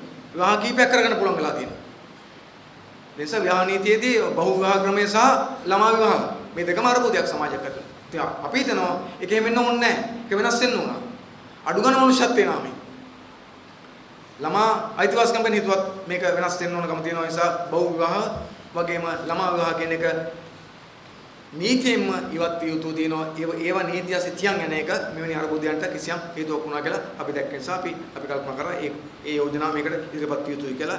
නීතියේ පැත්තෙන් ගත්තොත් නීතියේ ආවරණය හැමෝටම සමාන වීම අපි වගේ රටකදී මේ ගැටලු විසඳා ගැනීම සඳහා ඉතාමත් වැදගත් කියලා අපි කල්පනා කරනවා. ඊළඟ ප්‍රශ්න තමයි අපි ගත්තොත් එම අධ්‍යාපනය. දැන් අපි හිතන මේ ජාතිවාදයේ පරාජයටපත් කිරීම සඳහා තියෙන හොඳම තැන තමයි අධ්‍යාපනයේ පාසල. හැබැයි අපි දන්නේ මොකද්ද? ජාතිවාදයේ වැපරීමේ හොඳම තැන තමයි අපේ රටේ අධ්‍යාපන පාසල. සීල එක. දැන් මේ ඊපෙරද අපි දකින්න දැන් මොකද ඔය මෙලසබ කවුරුත් දන්නව අපේ රටේ වැඩිම ජනතාව දැනගෙන තින්නේ පාර්ලිමේන්තු තීරණ කාරණක සභාව. මේ ප්‍රශ්න පිළිබඳව වැඩිම ජනතාව දැන තින්නේ ඒකට. ඒක සජීව ලෙස පෙන්නනවා. ඒකට එන අය තම දන් දේවල් කියනවා. તો මේ ළඟදී ආපු මුස්ලිම් සංවිධාන නියෝජන කෙනෙක්ගේ සාක්ෂි වල මතුණා ලංකාවේ පාසල් පෙළ පොතේ තියෙනවා ඉස්ලාම් ආගම සම්බන්ධ පෙළ පොතේ තියෙනවා ඉස්ලාම් කෙනෙක් වෙන ආගමකට ගියොතින් ඌව ඝාතනය කිරීම අයිතිය තියෙනවා මරන්න පුළුවන් කියලා තියෙනවා. ඒතකොට එහෙම එකක් පෙළ පොතේ තියෙන්නේ කොහොමද? පෙළ පොතේ යන්නේ ඇයි? ඒ කියන්නේ මේ ළමයින් ඉගෙන ගන්න එකට උගන්වන්නවද කෙනෙක් ආගම මාරු කරා මිනිහා මරන්න ඕනයි කියලා. මුස්ලිම් කෙනෙක් තමන්ගේ ආගම මාරු කරොත් වෙන ආගමකට ගියොත් එimhe ඌ ඝාතනය කරන තව වෙච්ච අයිතියක් තියෙනවා කියලා අර කුරානයේ තියෙන එකක් විපල පොතේ දාලා. ඒතර ඒ නිසා දැන් මේ ගත්තොත් එimhe ඝාතන සංස්කෘතිය පුරුදු කරන තර පාසල ඉන්නේ. දැන් ළමයි ඒක ඉගෙන ගන්නවා. ඒක හරි කියලා ඉගෙන ගන්නවා. මොකද පාසල උගන්වන්නේ ඉගෙන ගන්නවා. එතකොට ඒගොල්ලෝ හිතනවා ඒක තමයි යුක්තිය ඒක තමයි නීතිය කියලා. එහෙම එකක් තියෙනවා. ඒකම අනිත් පැත්තත් අපි දැන් අපි ගත්තොත් අපේ රටේ අපේ සිංහල ජනතාවට අපේ සිංහල ළමයින්ට දෙමළ විරෝධී උගන්වන්නේ මොකද? අපේ රටේ සිංහල පුංචි දරුවන්ට දෙමළ විරෝධය එන්නේ ඉතිහාස පොතෙන්නේ. ඉතිහාස පොතේ එළාර දුටුගම යුද්ධය කියලා ගන්නේ දෙමළ සිංහල යුද්ධයක් ලෙස අපි දැකලා තියෙනවා. ඒ නිසා පුංචි එකා ඔලුවට එන මොකද්ද? පර දෙමළු කියලා එකක් එන ඔලුවට. පොඩි කාලේ. එතන මේ එකට ජීවත් වෙන දෙමළ ජනතාව දකින්න පුංචි කාලේම රට ආක්‍රමණය කරපු අපිට විනාශයක් කරපු අපි පරද්දපු දෙමළු. ඒතකොට ඒ නිසා පුංචි කාලේ ඔයගොල්ලෝට උනට පස්සේ චූටි කාලේ ඒක පසු කාලේ කිවත් කරන්න හරි අමාරුයි. සමේ අධ්‍යාපනයේ පොත්පත්වල සිටම ජාතිවාද විස්තර තවරලා තියෙනවා නම් අපි කොහොමද ජාතිවාදයෙන් තොර රටක ජීවත් වෙන්නේ? අපි හිතනවා අධ්‍යාපනය තුලේ මේ වෙනස්කම් ටික කරෙන්න ඕන. පෙළ පොත් පව වෙනස් වෙන්න ඕන. ඊට අමතරව ගත්තොත් එහෙම අධ්‍යාපනය තුලේ තව වෙන මොකද්ද? දැන් අපි ගත්තම අපේ රටේ පාසල් වර්ග කරලා තියෙනවනේ. පාසල් වර්ග කරලා තියෙනවා. කොහොමද? බෞද්ධ පාසල් තියෙනවා වෙනම, ක්‍රිස්තියානි කතෝලික පාසල් තියෙනවා, ඉස්ලාම් පාසල් තියෙනවා. පාසල් කොහොමද වර්ග කරන්නේ? රටක පාසල් නම් පාසල්. මම කියන්නේ දහම් පාසල් ගැන මේ කියන්නේ පොදු පාසල් ගැන. දහම් පාසල් වෙනම කතන්දරයක් නේ. නිසා ඕන ආගමකට අයිතියක් තියෙනවා තමන්ගේ දහම උගන්න පාසල් දහම් පාසල් ඒවා. ඉරිදා පාසල් වගේ වань. එහෙම නෙවෙයි. මේ පොදුවේ ළමයින්ට පොදු අධ්‍යාපන ලබා දෙන පාසල්. ඒක කොහොමද ජාතිකත්වයට වෙන් කරන්නේ? ඒක හරියද රටක ජීවත් වෙනකොට? ඒකෙන් නේද මේ බෙදීම පටන් ගන්න තියෙන්නේ. ඒ නිසා පාසල් එක් ආගම් වලට අනුව ජාතීන්ට අනුව වෙන් කිරීම වැරදි. නිසා අපි යෝජනා තියෙනවා ඒක වෙනස් කරන්න කියලා. නැවත පටන් ගන්න දෙන්න එපා කියලා ඒ වගේ ඒවා. පාසල් නම් පාසල්. ඒ පාසල් වල තමන් කැමති වුණ භාෂාවෙන් ඉගෙන ගන්න සඳහා අයිතිවාසිකම දරුවන්ට තියෙනවා. සිංහල නම් සිංහලෙන්, දෙමළ නම් දෙමළෙන්. ඉංග්‍රීසි නම් ඉංග්‍රීසි. ඒතර ඒක දුන්නා නම් එහෙම එක පාසලේ මේ දරුවෝ එකට ජීවත් වෙනකොට ඒ ජීවත් වීම හරහාම වුන් තුල සමගියක්, සහෝදරත්වයක්, එකතුවක්, එකිනෙක සම්බන්ධ අවබෝධයක් ගොඩ නැගෙනවා. දැන් ලොකුම ප්‍රශ්න මොකද්ද? මේ එක් අය වෙන වෙන පාසල් ඉගෙන ගන්නකොට එකිනෙකා පිළිබඳ අවබෝධය හැදෙන්නේ නැහැ. එකිනෙකා දකින්න හතුරන් හැටියට. එකිනෙකා තේරෙන්නේ නැහැ. එකිනෙකා සංස්කෘතියෙන් තේරෙන්නේ නැහැ. ඒ නිසා ඒවා මැජික් වගේ වෙනවා. ඒක ඔය අපරාධ වගේ වෙන්න පටන් ගන්නවා. ඒ නිසා පාසල් අධ්‍යාපනයේදී ආගම් ලෙස හෝ ජාතීන් ලෙස පාසල් වෙන් කිරීම අවිද්‍යාත්මකයි. ඒක මේ ප්‍රශ්නට එක හේතුවක් නිසා අපි යෝජනා කරා ඒක එහෙම කරන්න එපා ඊට පස්සේ. පාසල් තියන. ඒ විතරක් නෙවෙයි සමහර පාසල් තියෙනවා. ඒ පාසල් වල ආගම විතරයි උගන්වන්නේ. දෙන්න තියෙනවා මද්‍රසා පාසල් ඉන්නව එහෙමත් එක තමයි. ආගම විතරක් උගන්වන පාසල් තියෙනවා. පාසල් එහෙම වෙන්න බෑ. දහම් පාසල් වල ආගම ගැන ප්‍රශ්න නෙවෙයි තියෙන්නේ. නමුත් පාසල් වල නම් ආගම විතරක් නෙවෙයි තව දේවල් උගන්වන්න ඕන. දැන් ඒතොරේ මේ කලා සාහිත්‍ය උගන්වන්නේ නැත්. ගීතයක් රස විඳින්න, කවියක් රස විඳින්න, චිත්‍රයක් අඳින්න, චිත්‍රපටයක් බලන්න ඒ උගන්වන්න ඕනේ නැත්. දැන් මිනිස්සුගේ අධ්‍යාත්මයක් හදන්න ඕනේ නැද්ද? අධ්‍යාත්මයක් හදන්න ඕනේ. නිසා මේ අධ්‍යාත්මයක් තියෙන, රස විඳිනයක් තියෙන, අපුල් තෙතමනයක් තියෙන අනිත් අය පිළිබඳව තේරුම් ගන්න පුළුවන් මනුෂ්‍යත්වයට මිනිහෙක් හදන්න ඕනේ. ඒක හදන්න බෑ. අර සෞන්දර්ය විෂයන් නැතුව. අපි දන්නවා සමහර පාසල් තියෙනවා සෞන්දර්ය විෂයන් උගන්වන්නේ නැහැ. විශේෂයෙන් ගත්තොත් ඉස්ලාම් සමහර පාසල් වල සෞන්දර්ය විෂයන් උගන්වන්නේ නැහැ. ආගම විතරයි. ඉතින් ඒක ප්‍රශ්නයක්. ඒක බෞද්ධ උනත් වැරදි, හින්දු උනත් වැරදි, ඉස්ලාම් උනත් වැරදි. ආගම පමණක් උගන්වන පාසල් තියෙන්න බෑ. පාසල් වල එනම් ආණ්ඩුවේ මොකක් හරි පොදු ආගමක් උගන්වන අතර පොදු ඉගැන්වීම් මාලාවක් තියෙන්න ඕනේ. ඒතර ඒවා නෑ. ඒවල නීති නෑ. ඒවා ගැන හොයා බලන්නේ නෑ. ඇයි හොයා බලන්නේ නැත්තේ? අපේ රටේ දේශපාලඥයෝ ඔකට අත ගන්න යන්නේ නැහැ. ඒගොල්ලෝ මේව දකින්න මොකෙන්ද? මේක දකින්නේ ඡන්ද නැතිවීමේ බීතිනේ ඒගොල්ලන් තියෙන්නේ. අරකට අත ගැහුවොත් ඒ කණ්ඩායම ඡන්ද නැති වෙයි. මේ පාසල් අවශ්‍ය කරොත් ඒ කට්ටියගේ ඡන්ද නැති වෙයි. මේ වර්ගයේ ඒවා අවශ්‍ය කරොත් මේගොල්ලන් ඡන්ද නැති වෙයි කියලා බයක් තියෙනවා. ඒ නිසා මේ ඡන්ද නැති වෙයි කියන බය මත මේක පවතින්නේ යම. ඒක පවතිනකොට මොකලා තියන්නේ මේ බෙදීම එන්නේ වැඩි වෙලා වැඩිලා ගිහිල්ලා ගැටුම් දක්වා යන නිසා පාසල් අධ්‍යාපනය සහ පාසල් වර්ගීකරණයේදී අපි අතර අපේ සමාජය තුළ බරපතල විෂමතාවයක් අවිද්‍යාවක් වැරද්දක් තියෙනවා. ඒක නිරෝධ කර යුතුයි කියලා අපි විශ්වාස කරනවා. නිසා අපි මේ පිළිබඳව චෝදනා ඉදපත් කරනවා. මොකද මේක ඉතාමත්ම නරක එකක් නිසා. ඒ වගේම තමයි අපි කවුරුත් දන්නවා අපේ රට ඇතුලේ මේ ජාතිවාදයේ වපුරන් යනකොට ඒකෙදි මේ සංස්කෘතිකමය ක්ෂේත්‍රය ඇතුලේ විශාල වැඩ කොටසක් තියෙනවා. දැන් අපි ගත්තොත් අපි පැහැදිලි දන්නවා මේ අපි එකිනෙකා එක් ජාතිකත්වය කියලා හඳුනගන්න මොකෙන්ද? අපිට හැඳින්වීමක් තියෙනවානේ. කියන්නේ අනන්තයක් තියෙනවානේ. ජාතිකත්ව අනන්තයක් තියෙනවා. ආගමික අනන්තයක් තියෙනවා. කෙනෙක්ව කොහොමද අපි හඳුනගන්නේ?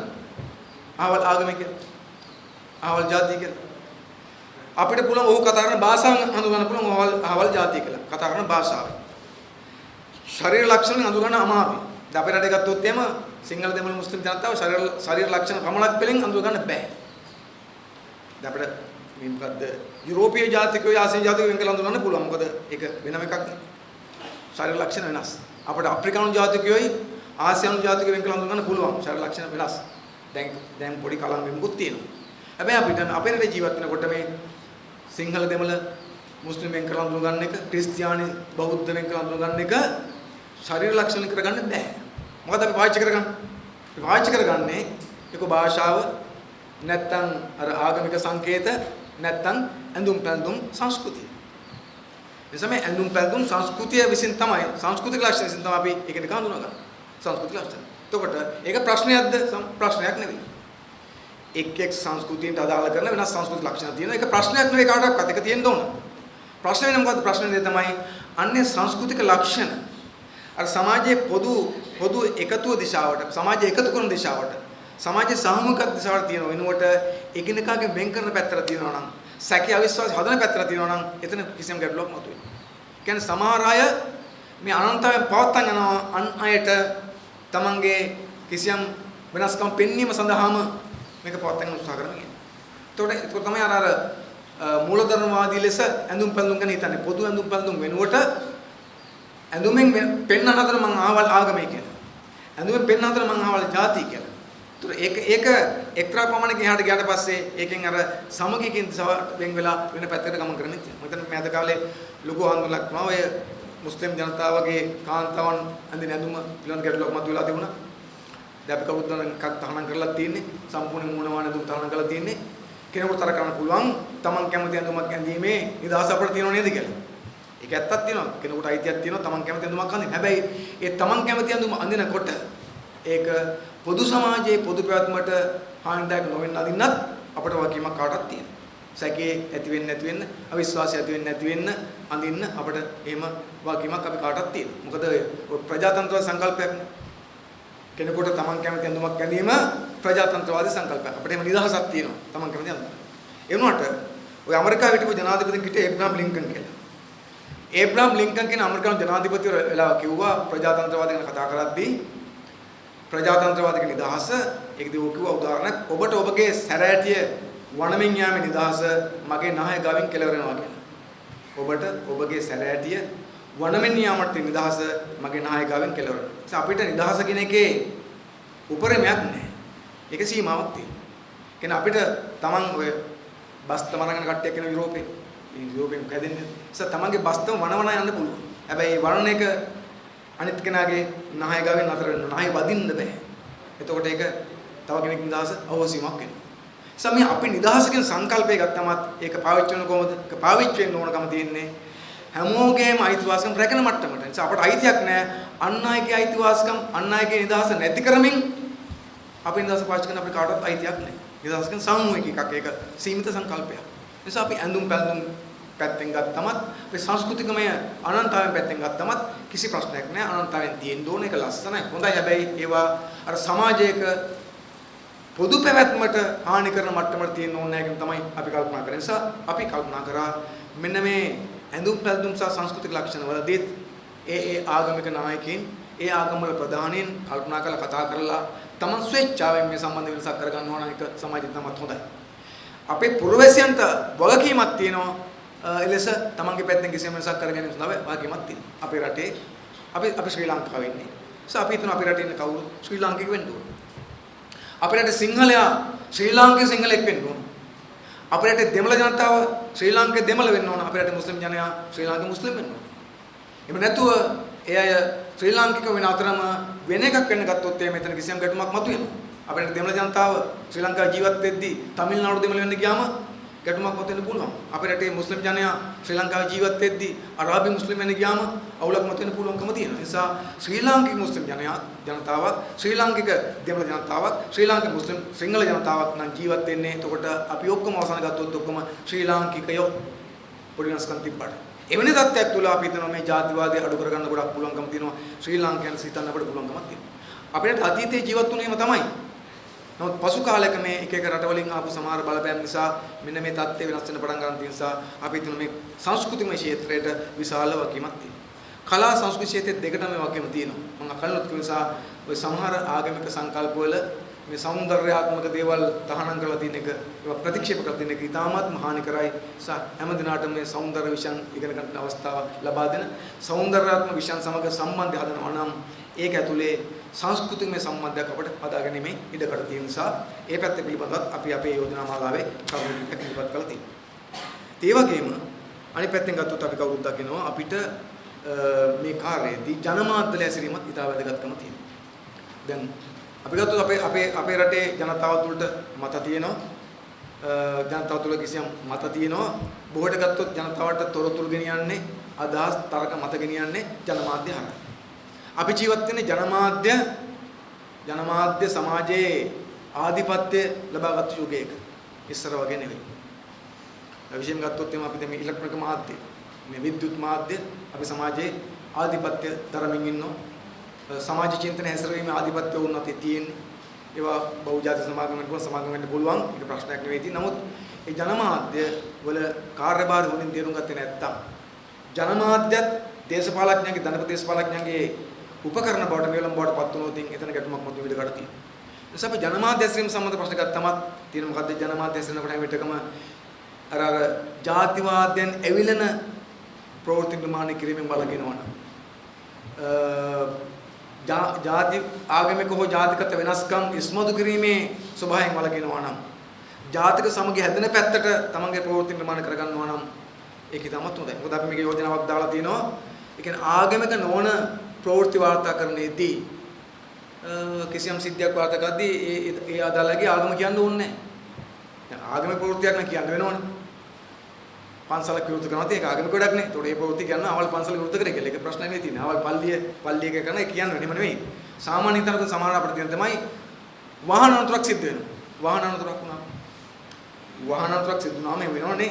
උනාට පස්සේ ඒතර මොකද්ද අපිට තියෙන අනතුරක් සිද්ධ වෙලා තියෙන්නේ. එක්කෙනෙක් අතින් තව කෙනෙක් ජීවිතයක් නැති වෙන පුළුවන් අනතුරකදී. වාහනයක් ගලවන්න ගිහින්. එතකොට ඒක ඒ ප්‍රවෘත්ති වාර්තා කරනකොට ඒ දෙන්න ජාතිකත්ව දෙකක නම් ඒ දෙන්න ආගම් දෙකක නම් ඒවත් එක වාර්තා කරුවම මොකද වෙන්නේ? සාමාන්‍යයෙන් අපි කවුරුත් දන්න සත්‍ය තමයි සිංහල කෙනෙක් පදවන වාහනයක වැදිලා සිංහල කෙනෙක් මරුණා මේක රියානතුරක්නේ. ඒතර අපි කියන්නේ ඒකදී වාර්තා කරනකොට අපි කියන්නේ රත වාහනතුරක් සිද්ධ වෙලා තියෙනවා පදවගෙන ගියපු කෙනා සිංහල කෙනෙක් මැරිච්ච කෙනා සිංහල කියලා අපි කියන්නේ නැහැ. හැබැයි මුස්ලිම් කෙනෙක් පදවන් ගිය වාහනයක සිංහල කෙනෙක් හැබැයි මරනවා කියනකොට ඒකත් අනුතුරක්නේ. නමුත් අපි වාර්තා කරන මොකද තියෙන්නේ? වාර්තා වුණොත් එහෙම රත අනුතුරක් වෙලා තියෙනවා පදවන් ගිය කෙනා මුස්ලිම් මැරිච්ච කෙනා සිංහල කිව්ව ගමන් වෙන්නේ. එතකොට මේක පටන් ගන්නව කොතනද? ජාතිවාදී ගැටුමකට මුල පිරීමක් මේකේ තියෙනවා. මේ ඊටාම සියුම් දේවල්. එහෙම වෙන්නේ ඇයි? අපේ මනසේ ජාතිවාදී කලින් දාලා තියෙන නිසා, සමාජ මනසේ කලින් ජාතිවාදී තියෙන නිසා. නිසා ඕනම රතවානන්තුරක් ජාතිවාදී ගැටුමක් වෙන්නේ නැතුණාට අර වගේ රතවානන්තුරක් ජාතිවාදී ගැටුමකට යන පුළුවන්කම තියෙනවා. දැන් සාමාන්‍යයෙන් අපි දන්නවා ඔය පාරේ වාහනතුරක් වුණාම නේද බස් එකකට කවුරු හරි මරුවොත් එම මිනිස්සු බස් එක ගෙන තියෙනවා. එතකොට මොකද්ද? දැන් සිංහල අයිතිකාරක බස් එක සිංහල කෙනෙක් මරනවා බස් එකට ගෙන තියෙනවා. ඒක සිද්ධියකින් ඉවරයි. අනතුරක් සිද්ධ වුණා බස් එකට ගෙන තියෙනවා. හැබැයි මෙහෙම හිතන්න කොනේද? සිංහල බස් එක මුස්ලිම් කෙනෙක් හැබැයි මරනවා බස් එකට ගෙන තියෙනවා. කවුද ගෙන තියන්නේ? මුස්ලිම් අය. එතකොට කොහොම එකක්ද? ඒකේම ආපුවාම මේක ජාතිවාදී ආරම්භ කිරීමේ පළවෙනි ගින්දර.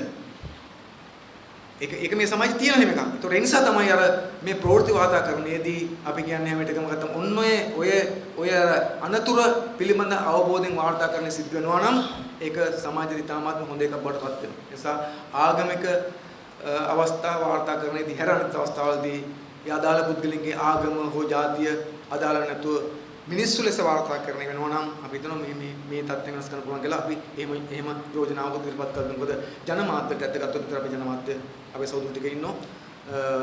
විශාල වගකීමක් තියෙනවා සමාජයේ යහපැවැත්ම තියන්න. සමාජයක් ඇතුළත අපි දන්නවා ජනමාධ්‍ය ප්‍රවෘත්ති වාර්තා කරන නිසා ජනමාධ්‍ය අපේ ගොඩක් වර්ග තියෙන නිසා පොඩි තරගයක් තියෙන එක ඇත්ත. තරගයක් තියෙනවා. ඒ තරගය තුල අපි හැමෝම බලනවා කලින් වාර්තා කරන්න බලනවා. ඒ නිසා අපිට අරවන්නේ නේද? එන්නේ අපේ සත්‍ය ප්‍රථමයෙන් එන්නේ නිසා නේද? ඊට පස්සේ බ්‍රේකින් නිවුස් වලට කලින් එන්නේ නිසා ප්‍රථම ප්‍රවෘත්තියට කලින් එමුත් වෙනවනේ. කියන්නේ සිද්ධිය වෙන්න කලින් සිද්ධිය වාර්තා කරන මට්ටම තියෙනවනේ. එහෙම එකක් තියෙනවා. මොකද අපි අතර මේ තරගයක් තියෙනවනේ. ඒක ප්‍රශ්නයක් නෙවෙයි තියෙන්නේ. ඒ තරගයේ විසින් අර සමාජයේ පොදු පැවැත්මට හානි කර මට්ටමට මේක යනවා නම් එතකොට ඒක ඇතුලේ අපි දන්නේම නැතුව මොකද සිද්ධ වෙන්නේ සමාජයේ පොදු පැවැත්මට හානියක් මේ මාධ්‍ය හරහා සිද්ධ කිරීමට දායක වුණා වෙන නිසා අපි හිතනවා මේ පිළිබඳව ජනමාධ්‍ය ක්ෂේත්‍රය හැම කෙනාම අපි දන්නවා ඒ අය නරකයි නෙවෙයි නමුත් හැම කෙනාම මේ පිළිබඳව හිතලා කටයුතු කරනවා නම් එතකොට අපිට අර ජාතිවාදී ඇවිස්සීම සඳහා තියෙන ඉඩකඩ අවුලන්න පුළුවන්. නැත්තම් මොකද අපි දන්නවා ජනමාධ්‍යට හිතාම තමයි කවුස්සවන්න පුළුවන්. අපි දන්නවා පොගේ දසලෙම ප්‍රවෘත්ති ගියා. පොලිසි පත්‍රකයෙන් ප්‍රවෘත්තියක් ගියා. එහෙනම් ප්‍රවෘත්තියක් ගියාට පස්සේ අර දොස්තර කෙනෙක් ගැන ප්‍රවෘත්තියක් ගිහින් තාම පරීක්ෂණ කරගෙන යනෝනේ. එතකොට තහවුරු කර ප්‍රවෘත්තියක් කියවට පස්සේ එවැනි ප්‍රවෘත්තියකින් සමාජයක් ගිනි තියන්න පුළුවන්. ගිනි තියන්න පුළුවන්. ඒතොර ඒ නිසා ප්‍රවෘත්ති වාතාකරණයේදී සංයමයක් සහිතව ජාතිවාදයෙන් එවිලී කියන ස්වභාවය සහිතව වාර්තා කරගන්නවා නම් අපි හිතනවා ඒක පැත්තනොත් අපිට ගත්තාම මේ ජාතිවාදයේ එවිලෙන එක වළක්වන්න පුළුවන්කම තියෙනවා. ඒ වගේම ජාතිවාද සම්බන්ධ ප්‍රශ්නදී අපි දකින්නේ තමයි අපේ රටේ ආගමික සහ ආගමික නායකයන්ට සහ සිවිල් බුද්ධිමතුන්ටත් වාක්‍යමක් තියෙනවා. අපි ඒකත් මේ ඉලුව. හැම ආගමික නායකයන්ට වාක්‍යමක් තියෙනවා මොකද්ද? තමන්ගේ ආගම අදහන අයව පොදු සමාජයේ කණ්ඩායමකට පවත්වාගෙන යෑමේ වාක්‍යම තියෙනවා. ඕන් වෙන් කරලා අරගෙන ඕන් තමයි ඉහළම කට්ටිය කියලා අනිත් අයගෙන් වෙන් කරලා ඒ කියන්නේ ආගමික මූලධර්ම මත මිනිසුන් හසුරුවම වෙනුවට ආගමක් තියෙන්න ඇරලා ආගම අධ්‍යාත්ම ප්‍රශ්නයක් නේ. මිනිස්සුන් ජීවත් වෙන්න ඕන කරන මැදිහත් වීම කරනවා නම් ඒ කියන්නේ ආගමික නායකයන් විසින්ම මිනිස්සු ආගමික සීමන් ඔස්සේ බෙදා වෙන් කිරීම සහ ඒ බෙදීම් පළල් කිරීමේ පැත්තට යන්න තු තියෙනවා නම් අපි හිතනවා ඒක පොදු එකක් හදා ගැනීමට වාසිදායක වෙනවා කියන්නේ. මොකද උදාහරණ තමයි අපි හොඳටම දන්නවා අපි වගේ රටවල මේ ජාතිවාදයන් දේශපාලන පාවිච්චි කරගන්න මම කලින් කිව්වනේ. ඒ නිසා ඒක දෙතුන් පැත්තට වැඩ කරන්න පුළුවන්කම තියෙනවා. දැන් මේ බෝම්බේපත් වුණා. ජාතිවාදයෙන් මතුවෙලා විශාල අරුබුදයක් සමාජයේ මතුවෙනවා. ඒත් අපි දැක්ක ඊපෙරදත් අපි අර කවුද කෙනෙක් කියලා තිබුණා ඒ කියන්නේ මේක එක අර්ථයෙන් කියනවනේ සාරාන්ගේ බෝම්බය වෙස්සලාගත්තු ආශිර්වාදයක් කියලා. ඒක ඇත්ත තමයි. සමහර වෙලාවට මේක වෙස්සලාගත්තු ආශිර්වාදයක්. ඇයි ඒ දේශපාලනේ වැලේ වැල් නැතු ඉන්න අයට මේක ආශිර්වාදයක් වුණා ආපස්සරක් දේශපාලන උඩට එන්නේ. එහෙම.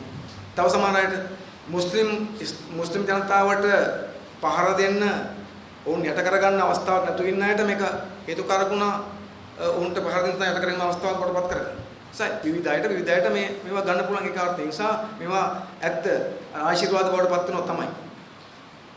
ඒකෙම නැති කරගන්න පුළුවන් මොකෙන්ද? නැති කරගන්න පුළුවන්කම තියෙන්නේ අපේ සීලුම ආගමවල ආගමික නායකයින් තමන්ගේ ආගමික මතයන් සහ ආගම අදහන ජනතාව සංයමයෙන් හසුරවනවා නම් මේක බේර ගන්න පුළුවන්කම තියෙනවා. එහෙම නැතුව ආගම් අතර තියෙන තරඟවලට අපි ගත්තමත් ඔය ඉස්ලාම් ඔය කණ්ඩායම් තුන මොකද ඒ කණ්ඩායම් අතර තරඟයක් තියෙනවා. ඉස්ලාම් ආගමේ හැම ආගමකම තියෙන නිකායන් ඉස්ලාම් ආගමේ නිකායන් තියෙනවා. ඒ කණ්ඩායම් බෙදි යනකොට ඒ කණ්ඩායම් අතර තරඟයේදී අවසන් තරඟේ යන්නේ කොහෙද? තරඟයේදී යන්නේ අන්තවාදයටනේ. ආගමික කණ්ඩායම් වල යන්න වෙන ආගමික අන්තවාදයෙන් තමයි. අන්තවාදයට ගිල්ල අවසන් කරලා ගත්තොත් එimhe මිනී මරණ තැන් කොටම යන සිද්ධ වෙනවා. ඒ නිසා ආගමික නායකයන්ට වාක්‍යයක් තියෙනවා. ඒ වගේම අපේ රටේ සිවිල් සමාජයේ බුද්ධිමතුන්ට විශ්වවිද්‍යාල ආචාර්යවරුන්ට කලාකරුවන්ට වෘත්තිවේදීන්ට වාක්‍යයක් තියෙනවා. තම තමන්ගේ ශිල්ප හරහා තම තමන්ගේ ක්ෂේත්‍රය හරහා තම තමන්ගේ මතවාද හසුරුවන මෙවලම් හරහා මේ අපේ රටේ තියෙන මේ වැරදි උමතු ජාතිවාදී සහ ආගම්වාදී මතයන් පරාජයපත් කළ මනුෂ්‍යත්වය සමාජය තුළ තහවුරු කරා. අපි ඔක්කොම එක මිනිස්සු වෙයි. මොන ආගම දැවුවත් මොන භාෂාව කතා කරත් මොන ඇඳුම ඇඳත් අපි ඔක්කොම මිනිස්සු වෙයි. එකට ජීවත් වෙන මිනිස්සු වෙයි කියන මතය හදන්න පුළුවන් නම් ඒක ඇතුලේ අපි හැමෝටම එකට ජීවත් වෙන්න පුළුවන් නම් එකිනෙකාගේ සංස්කෘතිය ගරු කරන්න පුළුවන් නම් එකිනෙකාගේ උත්සවවලට සම්බන්ධ වෙන්න පුළුවන් නම් මොකද මේකේ ඒකත් උදලා තියෙනවා පාසල් දරුවන්ට පවා මේ විවිධ උත්සවවල වෙනස්කම් ටික කියා දෙන්න ඕන. දැන් අපේ සමාජය ගත්තොත් එහෙම අපි බොහෝ දේවල් දැන් සිංහල බෞද්ධ කට්ටිය අවුරුදු උත්සවය දන්නවා. අවුරුද්ද ගැන දන්නවා. වෙසක් ගැන දන්නවා. හැබැයි අපි ගත්තොත් මුස්ලිම් ආගමික උත්සව ගැන දන්නේ නැහැ. Hindu ආගමික උත්සව ගැන දන්නේ නැහැ. එතකොට වෙන දේ තමයි අර ඒවැය තියෙන මොකක් හරි ඒව අතර හැදෙන්න ඕන අවබෝධයෙන් හැදෙන්න නැතු යන. හැබැයි මේ හැම උත්සවයක් පිළිබඳව හැම අවස්ථාවක් පිළිබඳවම හැමෝටම අවබෝධයක් තියෙනවා නම් ඒක වෙන්නේ කොහොමද කියලා අවබෝධයක් තියෙනවා නම් අපි හිතනවා ඒක තුල මේ තියෙන වෙනස්කම් ටික මේ බිය නැති කර දාලා එකට ජීවත් වෙන්න පුළුවන්කම තියෙන නිසා බුද්ධිමතුන් තියෙනවා. ඒ වගේම බුද්ධිමතුන් උගතුන් තියෙන අනික් කාර්යය මොකක්ද? දැන් සමාජයේ බියක් හදනවා. අනියද බියක් හදනවා. අතාර්ක බියක් හදනවා. දැන් අපි සමාජයක අතර මොකද්ද? මුස්ලිම් ජනගහනය එන්නේ වැඩි වෙනවා අය සිංහල ජනගහනය එන්නේ අඩු වෙනවා කියලා බයක් හදලා තියෙනවා. ඒ නිසා සිංහලක වැඩි කරන්න ඕනේ කියලා. නමුත් තරකානුකූල ගත්තොත් එහෙම අපි අවුරුදු 100ක විතර තොරතුරු අරන් ගත්තොත් එහෙම ලොකු වැඩිවීමක් වෙලා නැහැ. වෙනසක් වෙලා නැහැ. මේ 70 ගණක් ඉන්න සිංහලක යට කරගෙන 14 15 ඉන්න මුස්ලිමයකට එන්න පුළුවන් කියලා හිතන්න පුළුවන් කමක් නැහැ. අනිත් පැත්තට යන්න පුළුවන් කමකුත් නැහැ. ඒ නිසා දැන් මේ වගේ මේ හදන මිත්‍යා මත පරාජයපත් කරන කාටද? ඒක පරාජයපත් කිරීමේදී අපි හිතනවා අපේ රටේ උගතුන්ට, වියතුන්ට, බුද්ධිමතුන්ට සල කාර්යභාරයක් දෙනවා. ඕන් තමන් කාර්යභාරය ඉටු කරනවා නම් මෙවැනි මත සමාජ තුළ තහවුරු වීමත් පරද්දන්න පුළුවන්කම තියෙනවා. අපි දන්නවා මේ අය දැනුත් තියෙනවා මේ ඔය අන්තවාදයට එරෙහිව, ජාතිවාදයට එරෙහිව මතපල කරන අය. ඒ තමයි තරකානුකූලයි, සාර්ථකයි. ඒක උන්ට ගරුත්වයකුත් තියෙනවා. ඒක කරන්න පුළුවන් එකක්. අපි හිතන්නේ අර මේක පටු කරමුන්ට පාවිච්චි කරගන්න වෙනුවට එහෙම පාවිච්චි කරගත්තොත් මේ අපිට ජාතික ආරක්ෂා මහජන ආරක්ෂාව තහවුරු කරලා ජාතික සමාජය හදන්න පුළුවන් ව්‍යාපාරයක් තියෙනවා. ඒ නිසා මෙන්න මේ කරුණු ගත්තාම අපි මේ යෝජනා මාලාවේ මේ කරුණු සියල්ලම අතුරු කරලා තියෙනවා. අපිට ඕනකම තිබ්බේ මොකද්ද? මේ වෙලාවේ මේ නිර්මාණච්ච ජාතිවාදයේ පරද්දීමේදී එක් ක්ෂේත්‍රවලට අදාළ වගකීම් යෝජනා ටික ඉදිරිපත් කරගන්න. රාජ්‍ය වගකීම් මෙන්න මේක. නීතිය පැත්තේ මෙන්න මේ ටික වෙන්න ඕනකම තියෙනවා. අධ්‍යාපන පැත්තේ මේ ටික වෙන්න ඕනකම තියෙනවා. කලා සංස්කෘතික පැත්තේ මේ ටික වෙන්න ඕනකම තියෙනවා. ආගමික නායකයෝ මෙන්න වෙනස්කම් කරගන්න ඕන. ඊට පස්සේ විද්වතුන්ගේ වගකීම් මේක. ජනමාධ්‍යවල වගකීම් මේක කියලා වගකීම් ටික තහවුරු කරගත්තොත් අපි හිතන දේ තමයි මේ ටික හරියටම අපේ සමාජය ග්‍රහණය කරගත්තොත් කිසිම කපටියෙකුට කිසිම තක්කඩියෙකුට අපේ ජනතාව රවට්ටලා නැවත ජාතිවාදී ගින්නක් ඇති කරලා නැවත ජාතිවාදී අවුලක් නිර්මාණය කළා ඒව ඇතුලේ තමන්ගේ දේශපාලන අරමුණු කරා යාම සඳහා තියෙන අවස්ථාව නැති කරන්න පුළුවන්කම තියෙනවා. ඒ නිසා අපි විශ්වාස කරනවා මොකද අපේ සමාජයේ අවුරුදු 100 ගණන් තිස්සේ ජාතිවාදී ඇවිල්ලා සමාජයක් විශේෂයෙන්ම ගත්තම 1980 පස්සේ කාලේ අවුරුදු 30ක ජාතිවාදී යුද්ධයකට මුහුණ දීලා අත්දැකීම් තියෙන ජනතාවක් දැන් නැවත ජාතිවාදී ගැටුම් මතුවෙලා ඒක අපකීර්තියටපත් වෙලා ඉන්න වේදනාවටපත් වෙලා යන තවක් නිසා අපේ රට ඇතුළත නැවත ජාතිවාදයන්ට ඉඩ දෙවිය යුතු නැහැ. ආගමික අන්තවාදයට ඉඩ දෙවිය යුතු නැහැ. කවුරුවක්වත් කාටවත් බය ජීවත් වෙතු නැහැ. මොකද අද අපි දන්නවා තාමත් එකිනෙකා එක්කෙනාට බය ජීවත් වෙනවා. මුස්ලිම් ජනයා ජීවත් වෙනවා බය සිංහලයිගේ මොල්ලාගේ ප්‍රහාරයක් එල්ල වෙයි කියලා. සිංහල ජනයා බය ජීවත් වෙනවා පල්ලිවල කඩු තිබ්බා. ඒ නිසා කොලකාරී ආයි මොකක් හරි කපන්න කොටන්න පුළුවන් බෝම්පත් වෙයි කියලා බය ජීවත් වෙනවා. දෙමළ ජනයා බය ජීවත් වෙනවා සිංහල ජනතාවට. සිංහල ජනතා බය ජීවත් වෙනවා දෙමළ ජනතාවට. එහෙම කොහොමද ජීවත් වෙන්නේ? එකම රටක ජනතාවට බය ජීවත් වෙන්න ගියාම ඒක ජීවිතයක් නෙවෙයි. ඒ නිසා ජනතාවට බය ජීවත් වෙ යුතු නැහැ. සිංහල අය දෙමළ මුස්ලිම්ලාට බය ජීවත් වෙන එක, දෙමළ අය සිංහල මුස්ලිම්ලාට බය ජීවත් වෙන එක, මුස්ලිම් අය දෙමළ සිංහලට බය ජීවත් වෙන එක ඒක වෙනස් කරන්න නම් මොකද වෙනකම තියෙන්නේ මේ එකිනෙකා අතර අවබෝධය, සමගිය, සහයෝගය, සහෝදරත්වය, එකමුතුකම නිර්මාණය වී යුතු තියෙනවා. ඒක නිර්මාණය කිරීම සඳහා නම් එක් ආයතන වලට පැවරිච්ච කාර්යභාරයක් තියෙනවා. මේක සාකච්ඡාවකින් බෙරන්න පුළුවන් එකක් නෙවෙයි. මේක මතයකින් බෙරන්න පුළුවන් එකක් නෙවෙයි. මේකට නීතිය ඉන්න ඕන, අධ්‍යාපනය ඉන්න ඕන, රාජ්‍ය මැදිහත් වෙන්න ඕන, ආගමික නායක මැදිහත් වෙන්න ඕන, උගතුන් බුද්ධිමතුන් මැදිහත් වෙන්න ඕන, ජනමාධ්‍ය මැදිහත් වෙන්න ඕන. හැම සමාජ කණ්ඩායමක්ම තම තමන්ගේ වගකීම ඉටු කරනවා නම් අවම වශයෙන් අපේ ජාතිවාදයෙන් තොර රටක් ජීවත් වෙන්න පුළුවන්කම තියෙනවා. ආගම්වාදයෙන් තොර රටක් ජීවත් වෙන්න පුළුවන් නිසා බියන්සෙන් තොර ජීවත් වෙන්න පුළුවන්කම තියෙනවා. දැන් අපි කියන්නේ මොකක්ද දන්නවයේ මිනිසා එකිනෙකාට බිය ජීවත් වෙන යුගය නැති කරනවා. ආගමික වෙනස්කමක් නිසා බෙල්ල කපලා මරණ යුගෙ නැති කරන්න ඕනකම තියෙනවා. ආගමික වෙනස්කම නිසා කඩගිනි තින යුගෙ නැති කරන්න ඕන. ආගමික වෙනස්කමක් නිසා දේපල විනාශ කරන එක නවත්තන්න ඕන. ආගමික වෙනස්කමක් නිසා එකිනෙකත් සතුරු වෙලා ඉන්න එක නවත්තලා කවුරුත් එකට ජීවත් වෙන්න පුළුවන් සමාජයක් නිර්මාණය කරගන්න ඕන. ඒක ටිකක් දිග වැඩක් තියෙනවා. ඒ අතර මේ යෝජනා ටික එක් කරගත්තොත් අපි හිතනවා ඒක කරගන්න පුළුවන්කම තියෙනවා. ඒ නිසා එකක් තියෙන මොකද අපි හිතනවා මේ අරුබුදයන්ට නිවැරදි සාර්ථක විසඳුමකට හොයාගන්න පුළුවන් වෙන්නේ සමාජවාදී සමාජය තුළ තමයි. ඒක ඉතා පැහැදිලි. මොකද සමාජවාදී තුළ තමයි ජාතිවාදය පරද්දන්න පුළුවන් ලේසියෙන්ම, ආගම්වාදය පරද්දන්න පුළුවන් ලේසියෙන්ම, අනිත් පැත්තෙන් ගන්න අප හැමෝටම සමාන අයිතිවාසිකම් දීලා මිනිසුන්ගේ මූලික උමනා ඉටු කරලා මිනිසුන්ට උමතු අන්තවාදී උමනා පස්සේ දුවන්න තියෙන ඕනකම නැති කරන්න පුළුවන්කම තියෙනවා. අද සමහර ආගම් පිටිපස්සේ දුවන අය දුවන්නේ ඕන් දුවන්නේ ඕන්ට පෞද්ගලිකව මේ ජීවිතේ නොලැබිච්ච දේවල් ලබා ගන්න. මේ ජීවිතයේදී පුද්ගලික ලැබෙච්ච දේවල් ටිකක් තියෙනවා. ඒක ලබා ගන්න පුළුවන් කියලා විශ්වාස කරනවා. ඊළඟ ජීවිතයේදී ආගම් වලට ගියා. බෝම්බ පුරාගත්ත කට්ටිය බෝම්බ පුරාගත්තේ මේ ජීවිතේ ලැබෙන්නේ නැතිව ලබා ගන්න. ස්වර්ගයට යන්න. එහෙදී අර කවුද අර 70 දෙනෙක් මොන ගහන්නේ? මේ කතාවක් තියෙනවා. මොන ගහන්නේ? ඉතින් අනිත් ආගම් වලට මොකක් හරි එකක් තියෙනවා. ස්වර්ගයට මොකක් හරි එකක් තියෙනවා. ඇයි මේ ජීවිතේ දුෂ්කර වුණාම මේ සකල්පනා කරනවා අඩු ගානේ ඊළඟ ජීවිතය හරි මේක හදාගන්න ඕනේ. හැබැයි මේ ජීවිතය හොඳයි නම් මේ ජීවිතය අපේ ප්‍රශ්න විසඳලා නම් මේ ජීවිතේ ස්වර්ගය නම් තියෙන්නේ අපිට ආපහු වෙන ස්වර්ගයක් ඕනේ නැහැ. ඒක මේ ජීවිතය හදන්න ඕන. ඇත්ත ගත්තොත් ඕනකම තියෙන වෙනත් ජීවිතයක ස්වර්ගය හදාගන්න යනකොට මේ ජීවිතයේ ස්වර්ගය හදාගන්න ඕන. හදන්න පුළුවන්. ඒක හදන්න මොකෙන්ද? සමාජවාදය කරන්න පුළුවන්. හැමෝටම සමානව සලකනවා නම් මිනිසුන්ගේ මූලික හිමික අයිතිවාසිකම් ලබා දෙනවා නම් හැමෝටම හොඳ අධ්‍යාපනයක්, හැමෝටම හොඳ නිවාසයක්, හොඳ ප්‍රවාහන ක්‍රමයක්, හොඳ සෞඛ්‍ය සේවයක්, හැම අතරම සමානතාවය, හොඳ රැකියාවට ආදායමක් ලැබෙනවා නම් එතකොට මේ ජීවිතය අපිට හොඳයි නම් ඊට පස්සේ අපිට හොඳ ජීවිතයක් වෙනුවෙන් එකිනෙකා මරාගෙන යන්න ඕන වෙන්නේ නැහැ. නිසා අපි පැහැදිලි සමාජවාදය තමයි මේ ප්‍රශ්න විසඳීම සඳහා දින අපට අවසාන උත්තරේ. ඒ වුණාට අපිට එතකම් බලන් ඉන්න අයිතියක් නැහැ. ඒ නිසා සමාජවාදෙත් එක්ක අපි සටන් කරන අතරතුර දැන් මේ සමාජය තුළ මේ ප්‍රශ්න විසඳලා ජාතික සමගිය හදාන්න මැදිහත් වීමක් කරන්න ඕන. ආගමික මුතුන්තවාදේ පරද්දන්න ඕන. ජාතිවාදේ පරද්දන්න ඕන. මහජන ආරක්ෂාවත් ජාතික ආරක්ෂාවත් වෙනුවෙන් අපි ජාතික සමගිය හදන්න ඕන. ඒ අපේ යෝජනා මාලාව අපි ඉදිරිපත් කළේ. අපි හිතන මේ යෝජනා මාලාවට අපේ රටේ ඉන්න මේ පිළිබඳ ඕනකමක් තියෙන අය අනිවාර්යෙන් උනන්දු දක්වයි කියලා. මොකද අපේ සමාජයේ ඉන්න කණ්ඩායම් කීපයක් මොකද්ද? සමහර අය ඉන්නවා දැනම අවබෝධයක පවත්තන් යනවා කොහොමද තමන්ගේ බලය වෙන්නේ. අපි හිතන ඒගොල්ලන්ට කියලා වැඩක් නැහැ.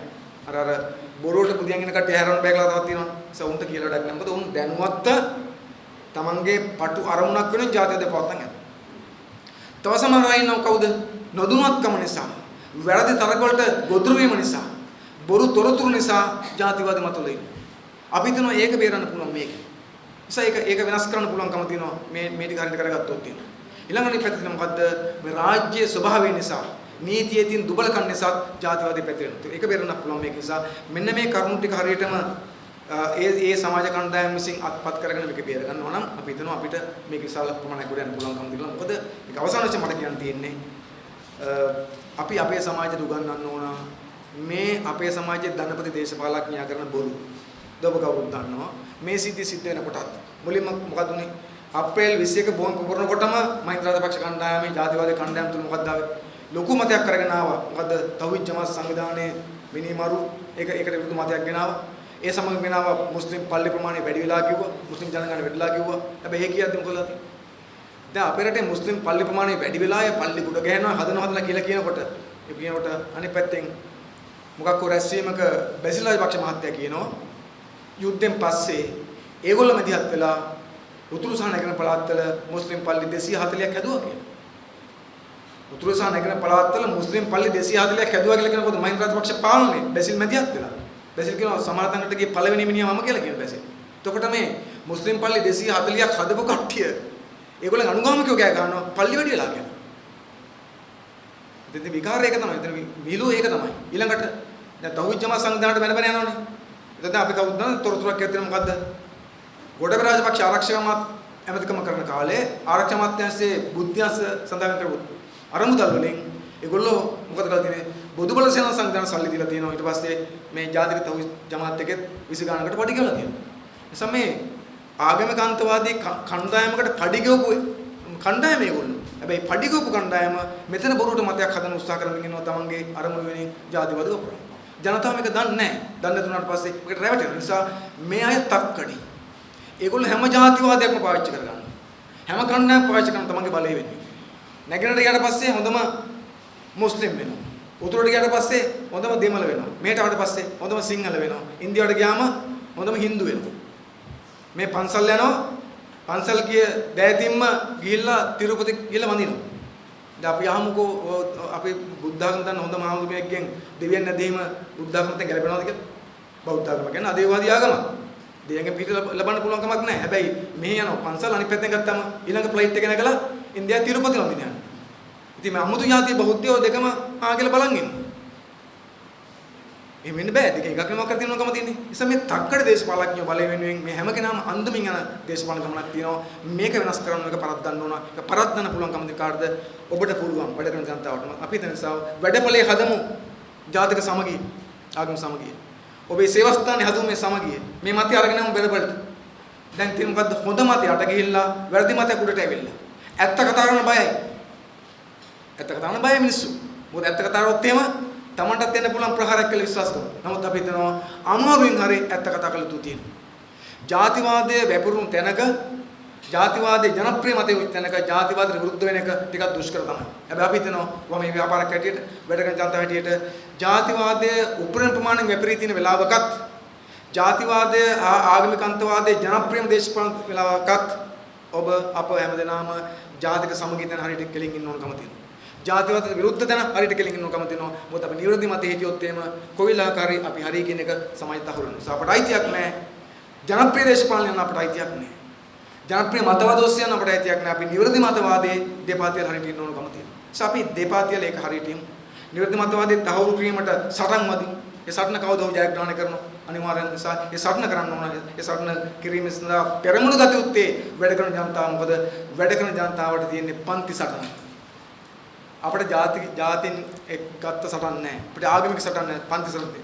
පන්ති සටන වෙනුවෙන් අපි පන්ති සමය කරන්න ඕන. ඒ නිසා ඒ සමගිය සඳහා අපිට තියෙන එකම දේ මේ ජනතාවට සමගිය හදාගන්න නිසා මේ යෝජනා මාලාව හොඳින් අධ්‍යයනය කරලා මේ යෝජනා මාලාවේ තියෙන කරුණු ඔබ කවුරුත් එක්කෙන් සිහිය තබා ගනිමින් මේ මත පදනම් වෙලා වැඩ කරන ජනතාව තුළ සංවාදයක් හදන්න සමත් නම් සාකච්ඡාවක් හදන්න සමත් නම් වැඩ කරන ජනතාව අවම වශයෙන් වැඩ කරන ජනතාව ජාතිවාදයෙන් ගලව ගන්න සමත් නම් අපි හිතනවා ඒක ඉතාමත් විශාල කාර්යභාරයක් වෙන නිසා අපේ රටේ ආගමික මුතුන්තවාදය ජාතිවාදය පරාජයපත් කරලා ජාතික ආරක්ෂාව මහජන ආරක්ෂාව සහ ජාතික සමගිය තහවුරු කිරීම සඳහා මේ යෝජනා මාලාවක් පදනම් කරගෙන වැඩ කරන ජනතාව සහ අපේ සහෝදර සහෝදරි හැමදෙනාම තමන්ගේ කාර්යභාරය ඉටු කරාවේ කියන විශ්වාස සහිතව ඒ සඳහා මැදිහත් වෙන කෙනෙක් ඉල්ලීම කරමින් ඒ සඳහා ඔබ හැමදෙනාටම ශක්තිය ධෛර්ය ප්‍රාර්ථනා කරමින් මගේ අදහස් දැක්වීම අවසන් කරන මෙමොටම ජය වේවා.